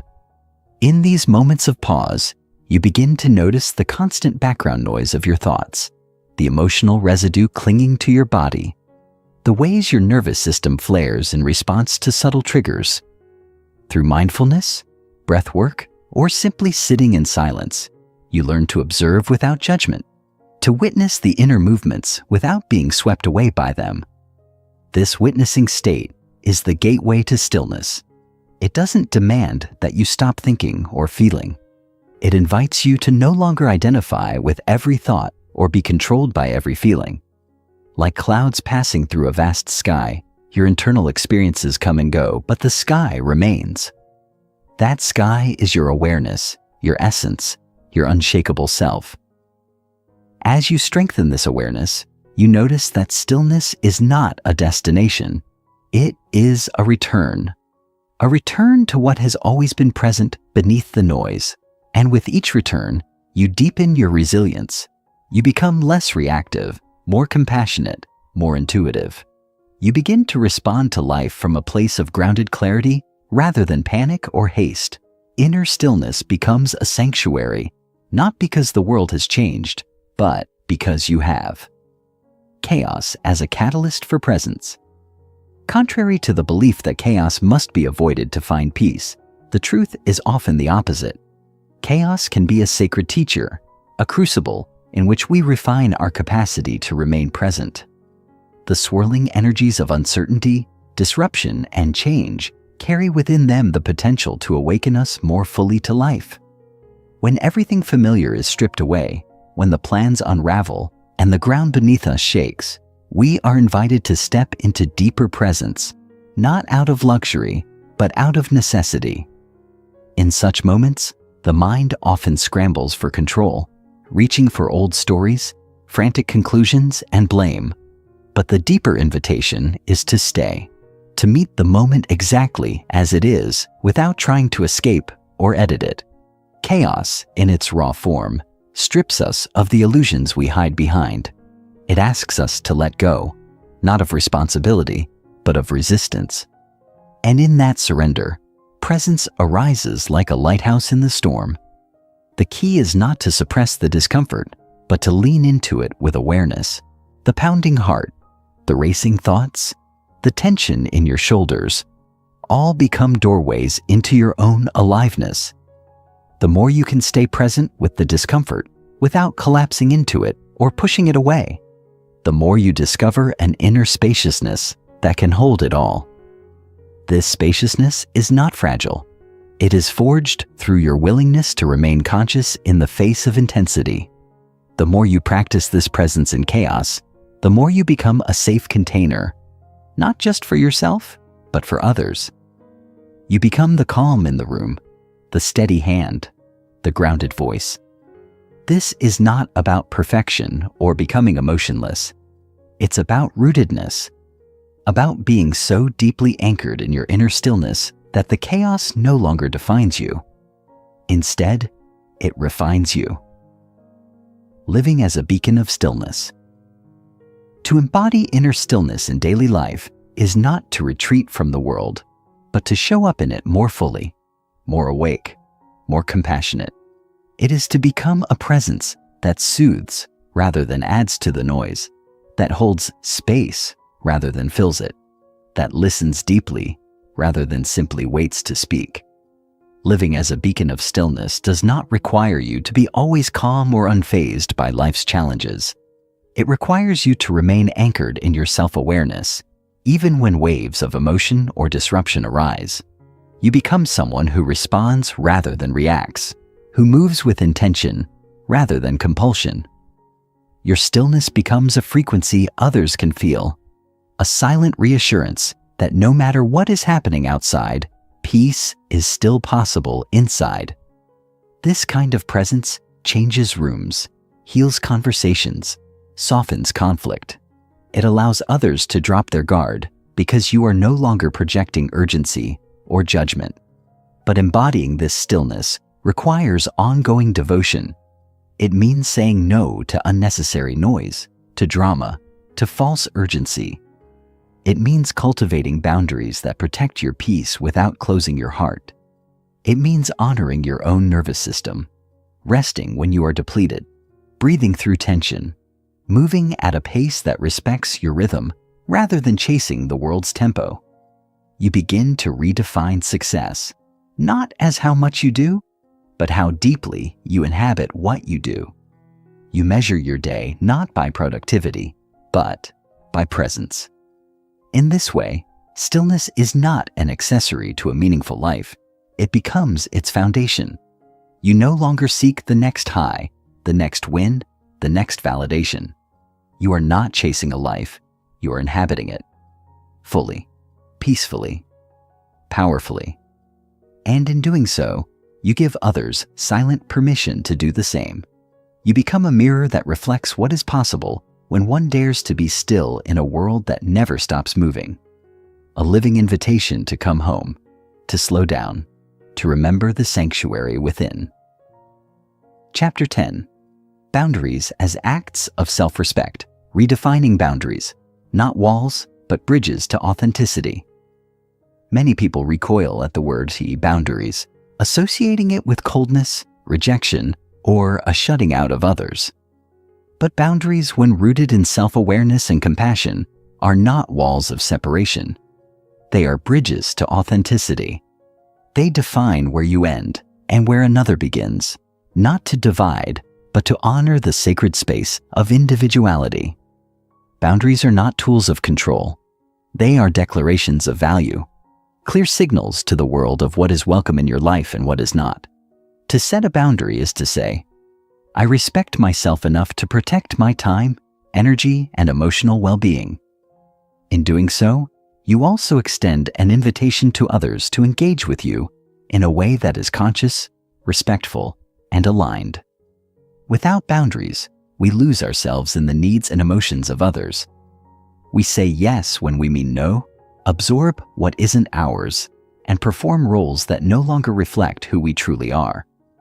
We become distorted reflections of expectations, constantly bending to maintain peace or please others while eroding the core of our identity. But the act of setting a boundary is not a declaration of war. It is an act of radical self-respect. It is standing in the truth of your worth and recognizing that your presence, your energy, your life force is not a limitless resource to be given indiscriminately. It requires courage to draw that line, especially when the world around you has grown accustomed to your compliance. Yet, in reclaiming your boundaries, you begin to return to yourself. You no longer shapeshift to fit someone else's mold. You stand as you are, anchored in your truth, and allow your relationships, commitments, and expressions to flow from that solid ground. The energetic cost of porous living without clear boundaries, is like leaving the doors of your home open all day and night. Anyone or anything can walk in, rearrange your space, and leave chaos in their wake. You may not see the damage immediately, but over time, the emotional clutter accumulates. You find yourself exhausted for no clear reason, irritable without understanding why, stretched thin by the invisible weight of unspoken expectations. You become a container for everyone else's projections, pain, and responsibilities, losing sight of your own needs in the process. This porous living slowly siphons your energy, eroding your emotional stability and sense of self. You say yes out of guilt, tolerate disrespect out of fear of confrontation, and remain silent when your inner self screams for space. You carry what isn't yours, internalize moods and demands that do not belong to you, and forget the contours of your own desires. The energetic cost is not just emotional, it becomes physical, manifesting as fatigue, anxiety, even illness. Your nervous system, perpetually on alert, begins to fray under the constant bombardment of stimuli that you've not filtered or named. Reclaiming boundaries begins by recognizing these subtle drains and tracing them to their source. Where are you giving away your presence too easily? Where have you allowed the expectations of others to override your own clarity? As you ask these questions, you begin to see the invisible leaks that have slowly eroded your vitality. Repairing them requires presence, honesty, and commitment. You start saying no without explanation. You allow others to feel disappointed without rushing to rescue them. You prioritize your inner harmony over external approval. And as you do, you begin to refill, not just your energy, but your sense of agency. You move from depletion to wholeness, from reaction to intention. You no longer live at the mercy of others. You choose your life consciously, one boundary at a time. Boundaries as invitations to deeper relationships. Though it may seem counterintuitive, boundaries don't distance us from others. They bring us closer. By clarifying our limits, we allow others to know the truth of who we are. We stop pretending, performing, or pleasing, and instead show up as our whole selves, flaws, preferences, sensitivities, and all. This authenticity, while it may initially unsettle relationships, built on unspoken compromise, ultimately creates space for real intimacy. When both people in a relationship are aware of their limits and express them clearly, trust begins to flourish. There is no guessing, no silent resentment building beneath the surface. Instead, there is clarity, mutual respect, and a shared understanding of each person's needs and responsibilities. Healthy boundaries in love, friendship, or work are not about keeping score or enforcing rigid rules. They are fluid agreements based on self-awareness and honest communication. They allow room for vulnerability because they establish safety. You can express your truth without fear of being punished. You can receive someone else's truth without taking it personally. The boundary becomes a container for deep connection, not a barricade. But this shift requires us to break free from old patterns: the fear of abandonment, the desire to be liked at any cost, the belief that love must come through sacrifice. We must learn to let go of relationships that only survive through our self-erasure. Sometimes, in setting a boundary, we will lose people. But we must trust that what we lose is not love. It is the illusion of connection built on our silence. And what remains, or what arrives in its place, is far more honest, more resonant, more nourishing. When we operate from self-respect, we draw in relationships that reflect that same respect. We become magnetic to authenticity, not because we demand it from others, but because we embody it ourselves. The daily practice of boundary making. Boundary making is not a one-time event. It is a continuous, daily practice of listening inward and responding outward with clarity. It requires you to check in with yourself consistently. How do you feel in this interaction? Are you overextending? Are you abandoning your truth to keep the peace? Each moment becomes an opportunity to affirm your alignment or to course correct. The practice is nuanced. It's not always about saying no. Sometimes it's about saying yes more intentionally, but only when that yes comes from a full-hearted place, not a coerced one. It may mean limiting time with people who drain you, even if they don't mean harm. It could look like turning off your phone after a certain hour, claiming rest without apology. It may involve confronting someone kindly, but firmly, asserting your needs without aggression or guilt. These micro-boundaries, when practiced daily, begin to restructure your entire life. They create a rhythm that honors your well-being, and the more you practice, the more intuitive it becomes. At first, boundary setting may feel awkward, especially if you've been conditioned to people-please or self-sacrifice. You might second-guess yourself, feel guilty, or worry about how others will perceive you. But over time, that discomfort gives way to empowerment. You begin to realize that each boundary is a vote for your wholeness, a step closer to reclaiming your life. You start noticing the spaciousness that arises when you are not constantly overreaching. You breathe deeper. You sleep better. You feel safer in your own body. You begin to live not out of obligation, but out of choice. You don't disappear in service to others. You serve from a place of fullness, and in doing so, you become a lighthouse, not a lifeboat. You stop rescuing and start radiating. You live with integrity. And perhaps most importantly, you send a powerful message to the world. I matter. My needs matter. My truth matters. This is not selfishness. This is sacred stewardship of your own soul. Chapter 11. Mastering Emotional Alchemy. Emotions as messengers, not enemies. Most people move through life attempting to control, suppress, or outmaneuver their emotions. They are seen as unpredictable, inconvenient, or even dangerous, something to manage rather than embrace. Yet the truth is, emotions are not your enemies. They are messengers, sacred indicators that something within your internal landscape is seeking acknowledgement. To master emotional alchemy, you must first dismantle the belief that emotions are irrational or burdensome. They are deeply intelligent, encoded signals arising from the body's wisdom and your soul's desire to be known. Anger, for example, is not merely rage. It is the cry of violated boundaries or unmet needs. Sadness is not weakness. It is the grief of loss, the longing for connection, or the reverence of something once cherished. Fear is not cowardice. It is an alert system pointing to vulnerability or the edge of growth. Each emotion carries within it a specific frequency, an invitation to pause, to feel, to listen. When you begin to see emotions not as disruptions, but as doorways to deeper truths, everything changes. You no longer fear your inner world. You become curious about it.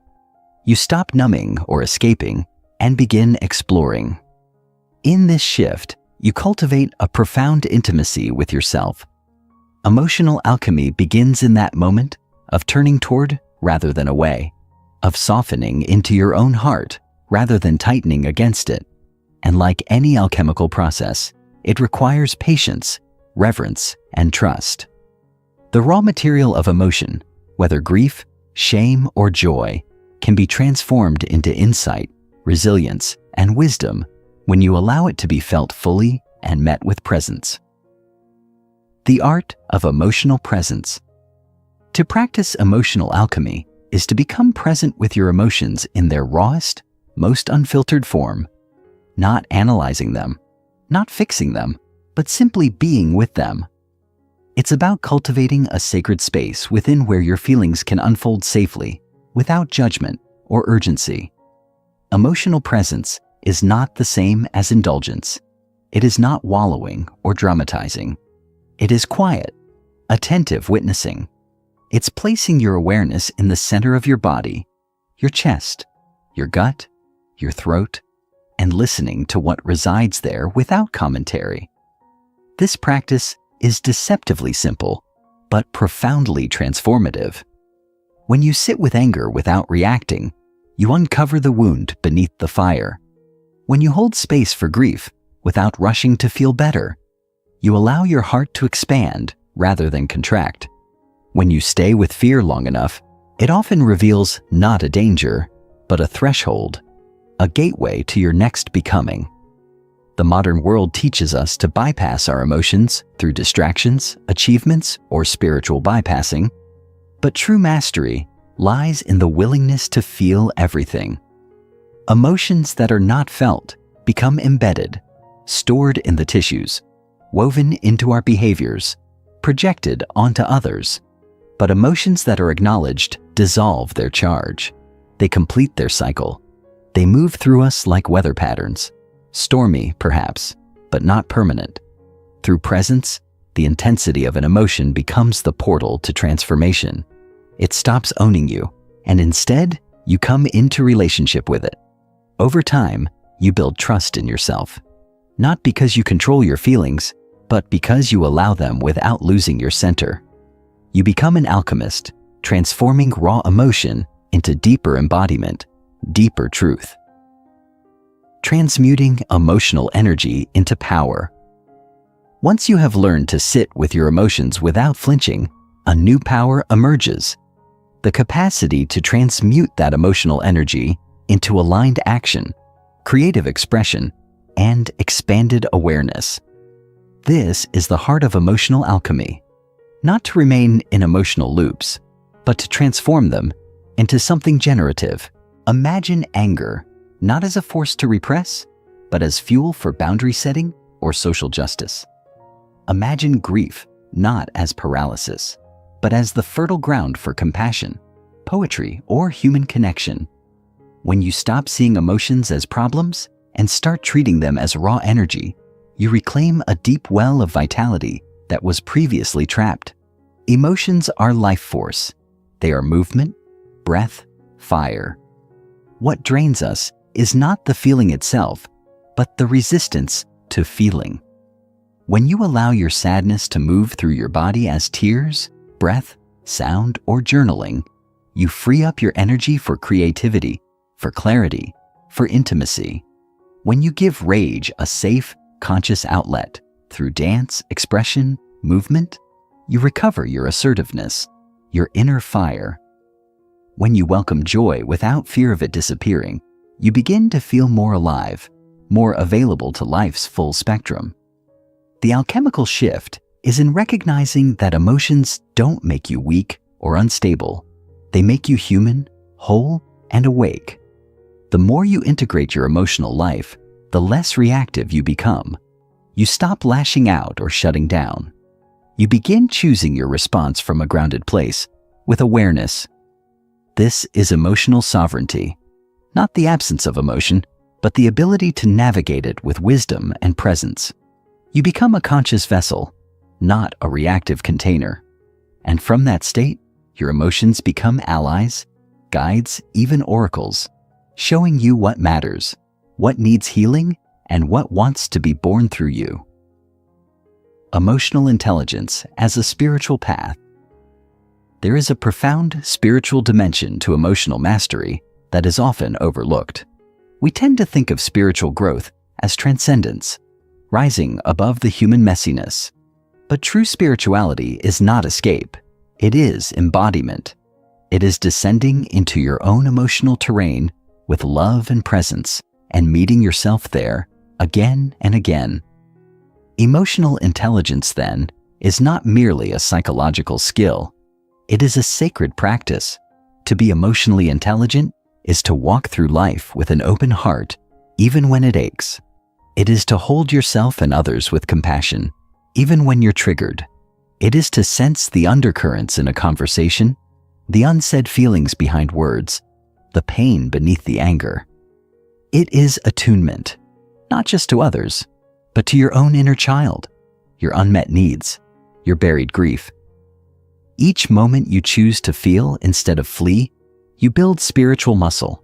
You develop the capacity to stay with life, to meet reality as it is, not as you wish it to be.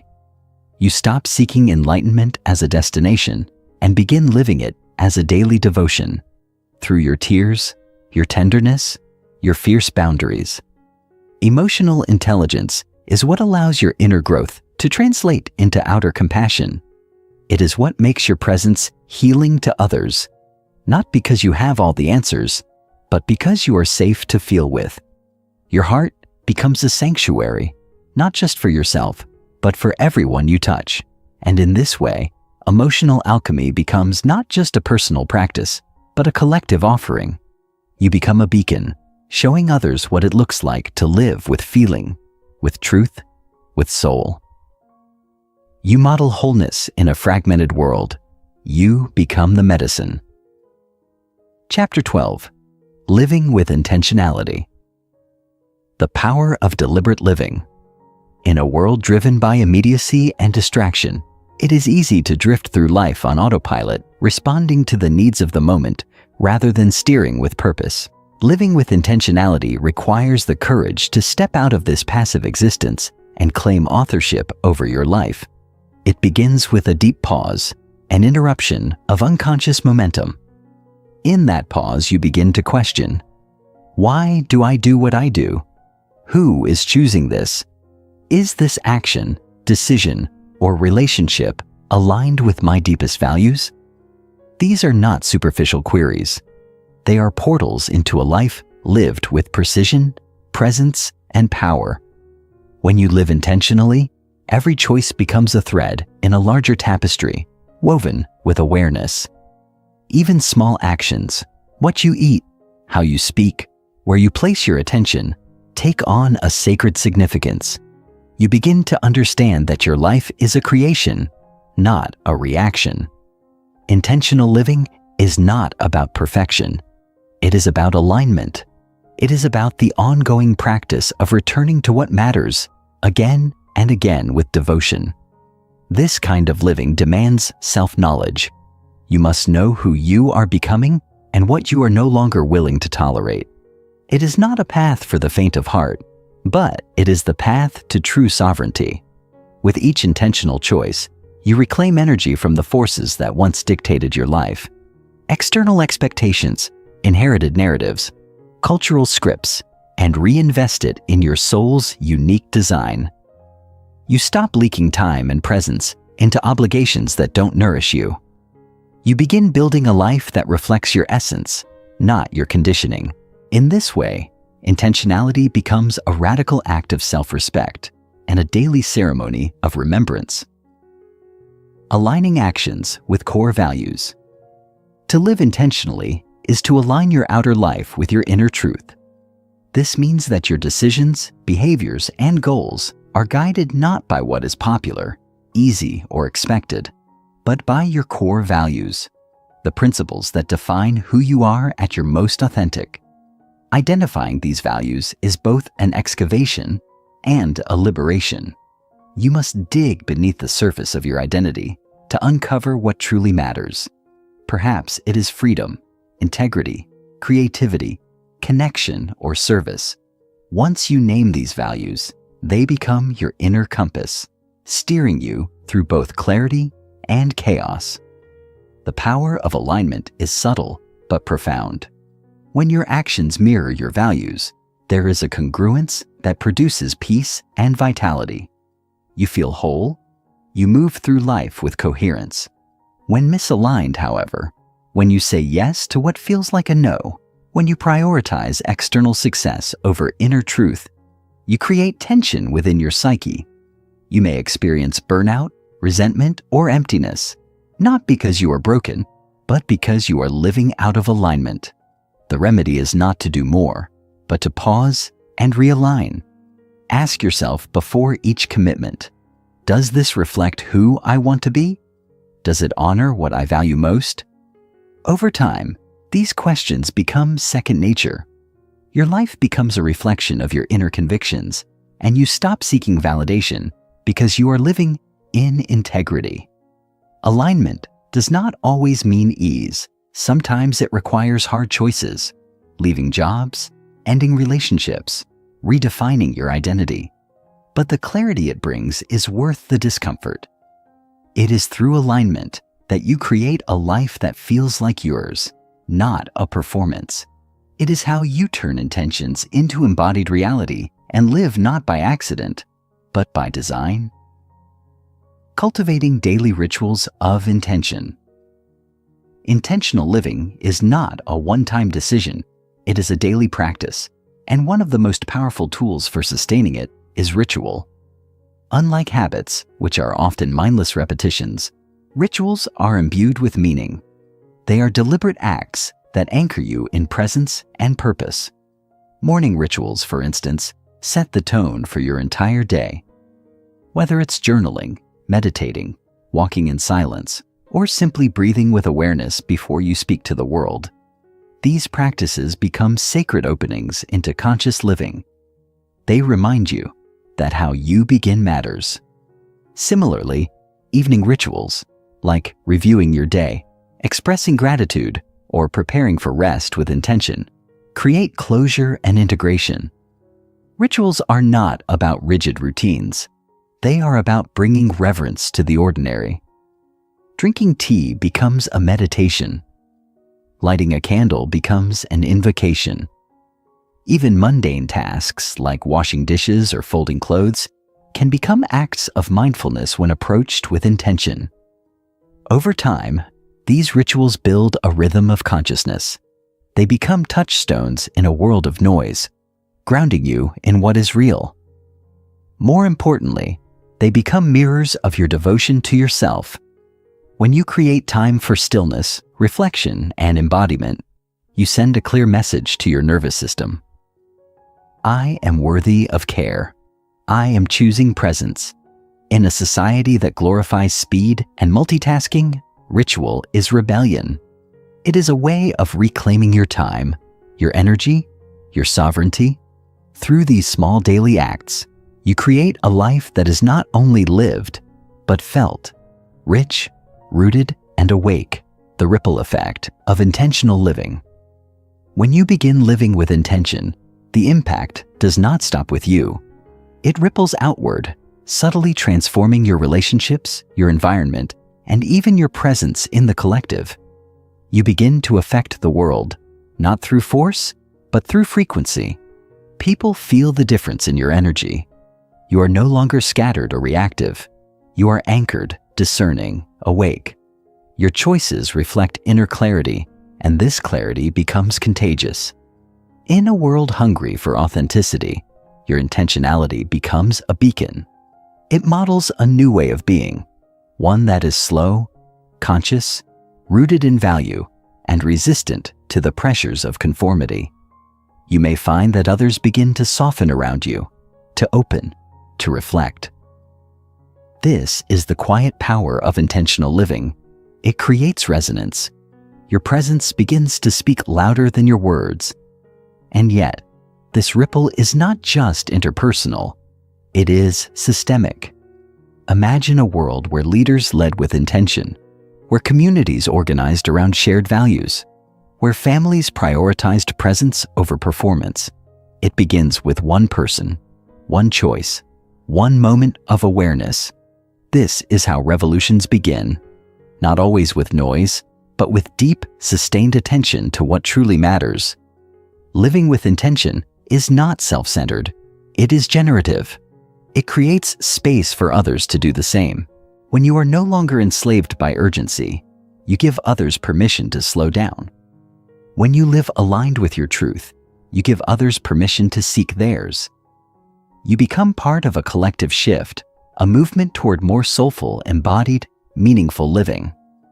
And in doing so, your life becomes more than a personal journey. It becomes a quiet revolution. Chapter 13. Reclaiming Inner Authority, Dismantling External Validation. For most of our lives, we are conditioned to look outward for guidance. From early childhood, we are taught to seek approval from parents, praise from teachers, and later, validation from bosses, peers, partners, and even strangers. We learn to measure our worth by how well we meet expectations, how many accolades we receive, or how seamlessly we fit into society's mold. This external orientation slowly severs us from our own intuitive knowing, our own truth. We begin to doubt ourselves, deferring our decisions to the authority of others, forgetting that we were born with an inner compass as precise and trustworthy as any map. The longer we live by the rules of others, the more dissonance we feel inside. A dull ache, a chronic fatigue, a sense of emptiness even in the face of success. Reclaiming inner authority begins by recognizing the cost of this conditioning. It requires a courageous confrontation with the places in our lives where we have outsourced our power. This dismantling is not an act of rebellion for rebellion's sake, but a reclamation of self-responsibility. When you stop looking outside yourself for permission, when you begin to honor your own voice over the noise, you reclaim the sacred role of being your own guide. This doesn't mean rejecting all external wisdom. It means holding it up to your inner truth and making discerning choices that resonate with your soul, not just your ego. Inner authority is not loud or forceful. It is quiet, grounded, and consistent.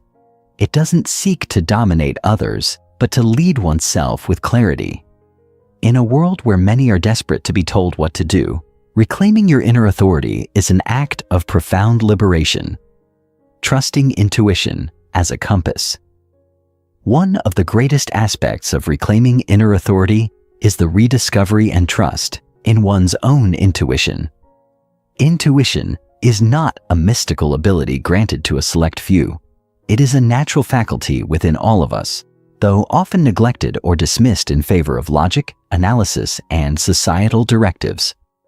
In truth, intuition is the language of the soul, the subtle nudge, the visceral knowing that transcends explanation. It whispers rather than shouts, and in a world obsessed with certainty and proof, it is often ignored. But when you begin to honor intuition as a valid, trustworthy guide, a profound shift occurs in how you navigate life. You begin to sense when something is right or off, when a person's words mask hidden intentions, or when an opportunity aligns with your deeper path. The key to strengthening this compass is presence, creating quiet spaces in your day where you can actually hear the whisper beneath the noise.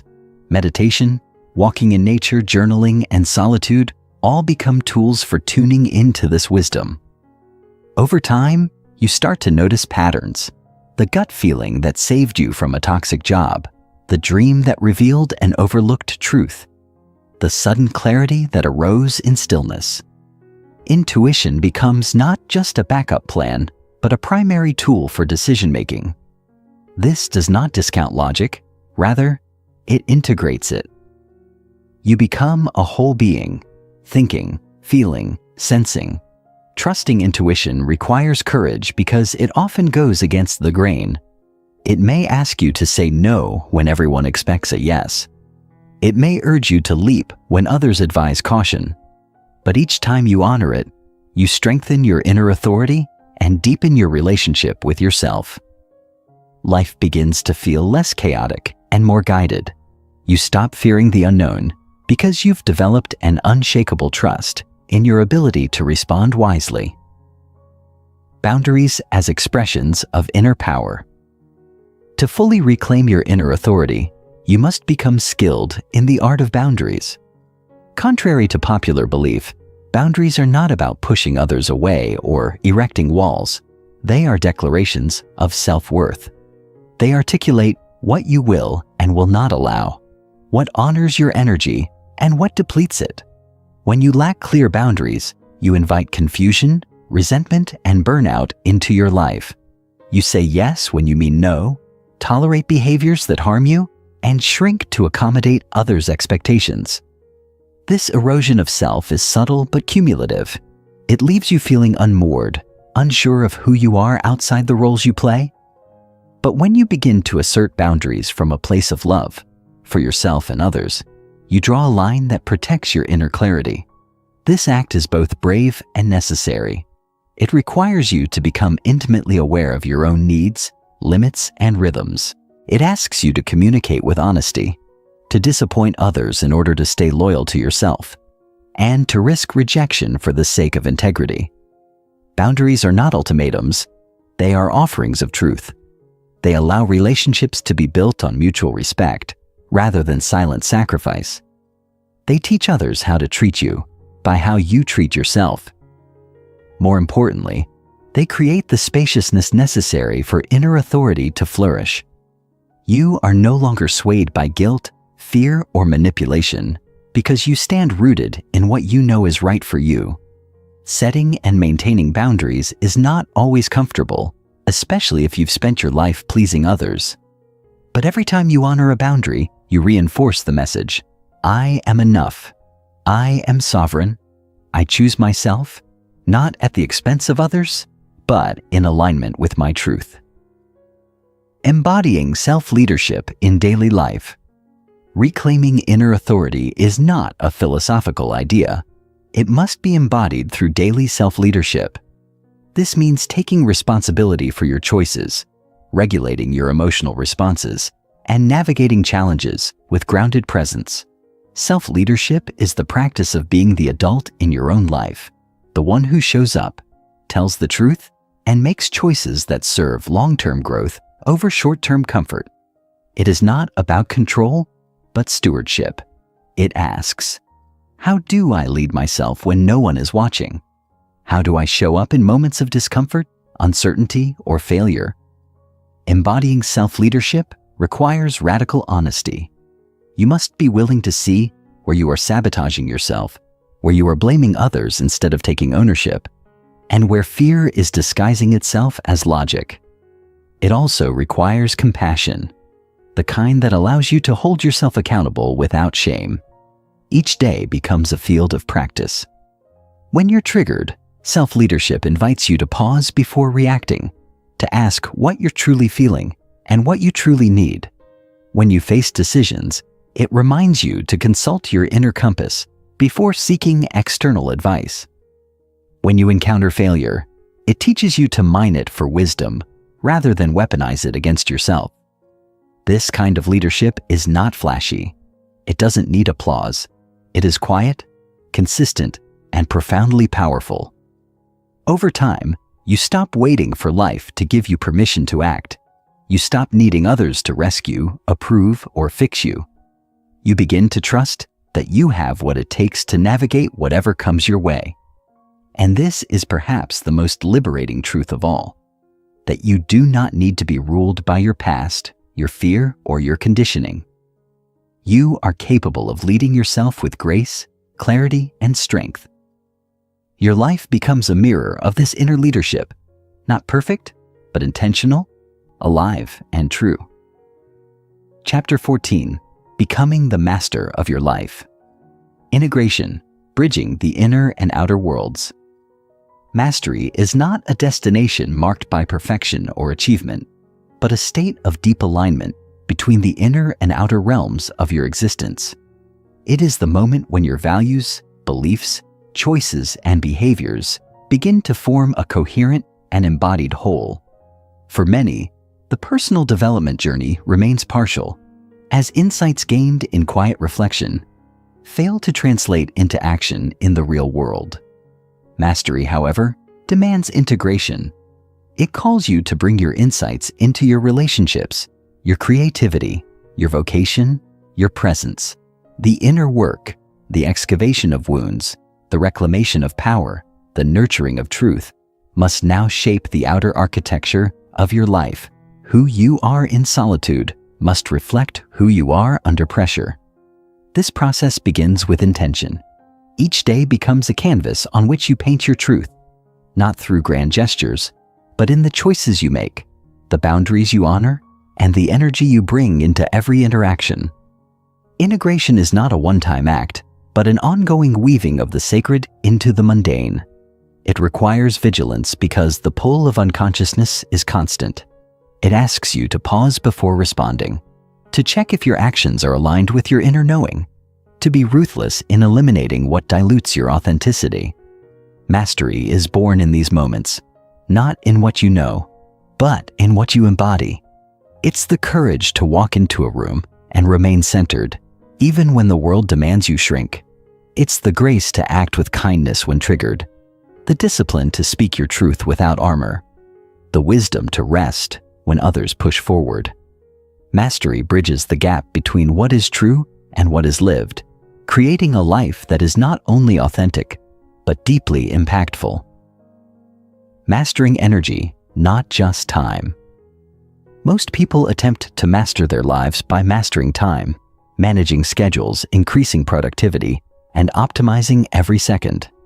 But true mastery lies not in controlling the clock, but in stewarding your energy. Energy is the currency of presence, the force that animates your actions and intentions. When your energy is fragmented, even the most perfectly structured day yields little fulfillment. But when your energy is coherent, clear, focused, and aligned, time expands. Mastery asks you to become acutely aware of what drains and what nourishes you. This begins with your inner terrain. What thoughts are you entertaining? What emotions are you suppressing? What stories are you clinging to that siphon your vitality? Your mind can be either a source of clarity or a vortex of exhaustion. Through practices like meditation, breathwork, and conscious movement, you learn to clear the noise, to recharge from within, to become the generator of your own energetic state rather than a reactor to external chaos. Equally vital is discerning where your energy goes in the outer world. Who receives your attention? What habits consume your focus? Are you investing in what expands you or indulging in what numbs you? Mastery demands the courage to audit your energy allocation. It invites you to unplug from the unessential, to walk away from the draining, to move toward the regenerative. This includes your physical body, the temple through which your energy flows. Nourishing foods, restorative sleep, mindful movement, and deep rest are not luxuries. They are prerequisites for sustainable mastery. When you learn to master energy, you become magnetic, not just productive. You move with intention rather than haste. You create from overflow rather than depletion. Your presence becomes a transmission, felt, respected, remembered. The quality of your energy, more than your words or achievements, becomes your signature in the world, creating from wholeness, not wounds. To be the master of your life, you must learn to create not from the places you've been hurt, but from the depths of who you've become. Most people unconsciously create from wounds, the desire to prove their worth, to gain approval, to avoid abandonment. Their ambitions, relationships, and even spiritual practices become strategies to fill inner voids. But creation from wounds is reactive. It lacks sustainability and breeds disillusionment. True mastery requires a shift into wholeness, a recognition that you are already complete, already worthy, already enough. When you no longer seek to fix yourself through achievement or validation, your creations become offerings rather than cries for help. This doesn't mean you deny your pain. It means you transmute it. You turn your wounds into wisdom, your trauma into teaching, your shadows into light. Wholeness does not mean perfection. It means integration. It's the willingness to meet every part of yourself with compassion, to recognize that your flaws are not failures, but invitations to deeper truth. From this space, you create because you are inspired, not because you are insecure. Your work becomes an expression of your essence, not a performance for approval. Your relationships become spaces for intimacy, not arenas for validation. Your goals become aligned with purpose, not propelled by fear. Mastery invites you to check the source of your actions. Are you chasing or expressing? Are you proving or offering? Are you escaping or engaging? When you create from wholeness, you shift from survival to sovereignty. You become less attached to outcomes because your worth is no longer on the line. You begin to trust the process, to find joy in the doing, to witness life unfolding through you rather than being forced by you. This kind of creation is powerful, magnetic, and healing, not just for you, but for everyone it touches. Living legacy, becoming the lighthouse. At the pinnacle of mastery, the question is no longer, what can I get, but what can I give? Your life becomes less about accumulation and more about contribution, not out of obligation, but out of overflow. You have filled your own cup to the brim, and now it spills into the world, not with martyrdom, but with grace. This is the moment you become a lighthouse, not by forcing others to change, but by standing so fully in your truth that it lights the way. You no longer shrink for the comfort of others, nor do you inflate to gain their praise. You simply are, steady, radiant, unshakable. Your very being becomes a teaching. The way you walk through grief, the way you honor your boundaries, the way you hold yourself with compassion, all of it becomes medicine for those still searching. This is your living legacy. It's not the titles you collect or the wealth you amass, but the frequency you leave behind. People may forget what you did, but they will never forget how you made them feel in your presence. Legacy is not reserved for the elite. It's created in everyday moments. The kindness you extend to a stranger, the authenticity you bring to a conversation, the courage you embody in your choices. Mastery invites you to see every interaction as an opportunity to transmit your values. Are you living as an embodiment of your highest truth? Or are you compromising for comfort? Are you cultivating spaces where others can be free? Or are you unconsciously perpetuating the chains you've just escaped? To be a lighthouse is not to be perfect. It is to be authentic. It is to radiate without demanding. It is to shine even when the storm rages. You do not chase ships. You remain rooted and visible. In this final chapter, you realize mastery is not a peak, but a practice, a daily devotion to truth, alignment, and presence. You become less concerned with being seen and more devoted to seeing clearly. You trust yourself. You lead yourself. You live with intention. And in doing so, you become the master of your life, not by controlling everything, but by aligning with what is most true. Your journey no longer seeks arrival, for you have arrived in yourself, for yourself, as yourself. Chapter 15. Living as your true self. A new way of being, integration, beyond the breakthrough. When the dust of transformation settles, when the breakthroughs fade into memory, when the emotional waves still and you're left standing in the quiet, this is where the real work begins. Not in the moments of revelation, but in the daily, deliberate choice to live in alignment with your true self. Integration is not glamorous. It does not always feel like fireworks or epiphanies. It often shows up in the mundane, choosing silence over distraction, honesty over comfort, presence over performance. It's in the subtle yet seismic shift where your identity no longer comes from survival patterns, but from soul truth. This is the chapter where the echo of every inner excavation becomes the rhythm of your life, where what once felt like new awareness becomes your new normal. You begin to realize that reclaiming your true self wasn't a moment. It was a return, remembrance. And now that you remember, you cannot unknow it. You cannot slip back into unconscious patterns without noticing the dissonance. The lies no longer sit well. The masks feel heavier. The roles you once played so effortlessly now feel foreign, tight, suffocating. This discomfort is not regression. It's a sign of awakening. Integration is the sacred act of embodying everything you've learned again and again until your outer world begins to reflect the inner wholeness you've claimed. And this quiet, grounded, unapologetic wholeness is where the true self lives. Embodying wholeness in everyday life. To live as your true self is to show up rooted, not reactive, present, not performative, alive, not automated. But wholeness isn't just a feeling, it's a practice, one cultivated moment by moment, choice by choice.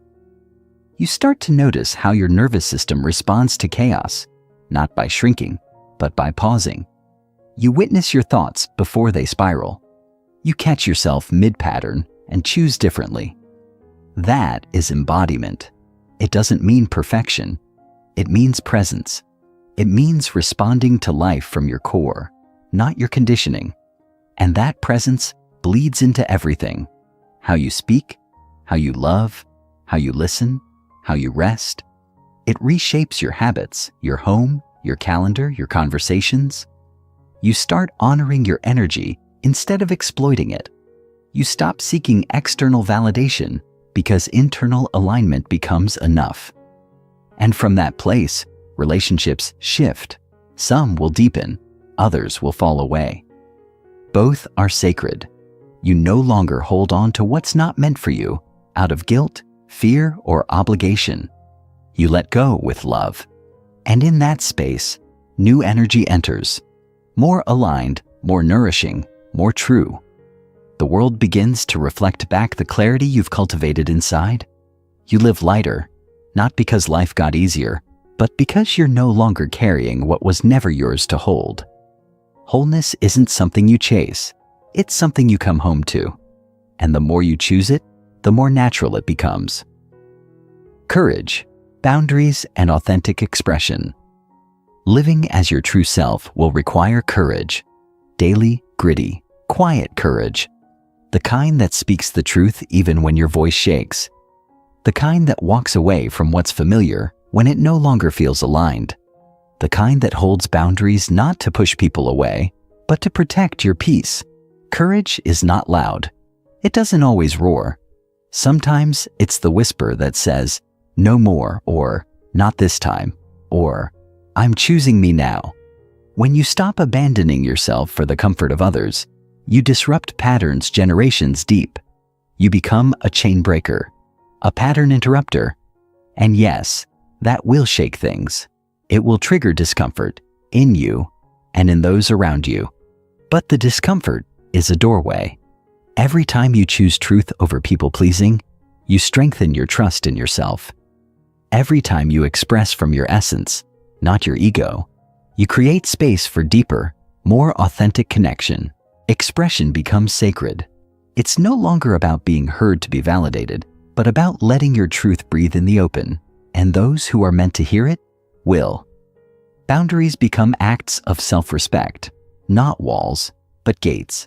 Not selfishness, but self-honor. And in that honoring, your life begins to mirror your inner worth. The world may not always celebrate your authenticity, but it will respect it. And more importantly, you will. That is the gift. That is the liberation.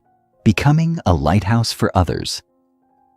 When you begin to live as your true self, you don't just heal yourself, you light the path for others. You become a lighthouse in a world drowning in performance, perfection, and pretense. Not because you preach or force or convert, but because your presence speaks louder than words. People feel safe in your clarity. They feel inspired by your integrity. They begin to question their own masks, their own patterns, their own performative lives. And that ripple is the revolution. We heal in relationship.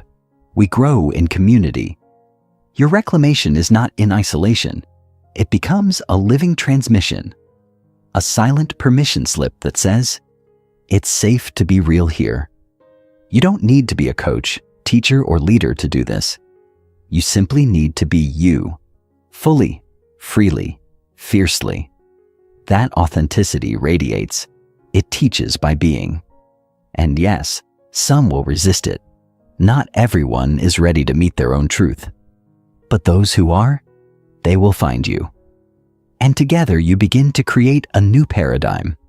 One where honesty is sacred, where depth is normal, where masks fall and hearts open, where people don't just survive, they thrive. And it all begins with one person brave enough to go first. That person is you. You are not just reclaiming your true self for you. You are reclaiming it for your lineage, for your community, for the world that desperately needs more truth, more love, more realness.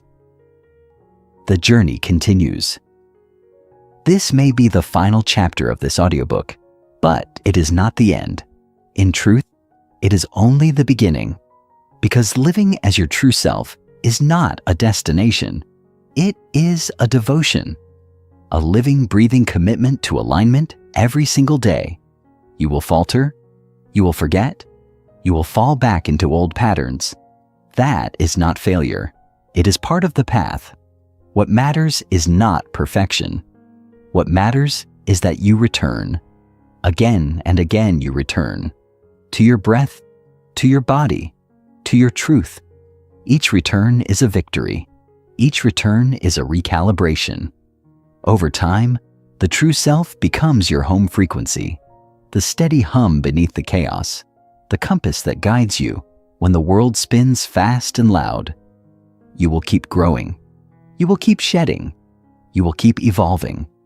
And as you do, you will continue to remember more of who you are, not because you were incomplete, but because life will keep offering you mirrors, invitations, and opportunities to deepen your embodiment.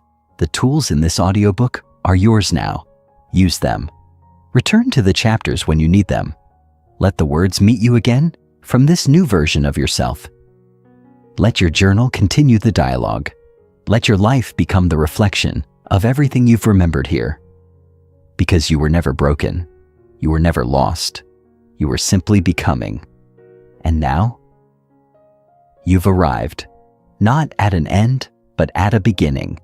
A beginning where you no longer seek yourself in the world because you found yourself within. A beginning where you walk with your head high, not out of ego, but out of alignment. A beginning where you speak your truth, not to be right, but to be real. A beginning where you choose yourself, not to reject others, but to finally accept you. The true you, the one who has been waiting patiently, lovingly, fiercely, for this moment. Welcome home.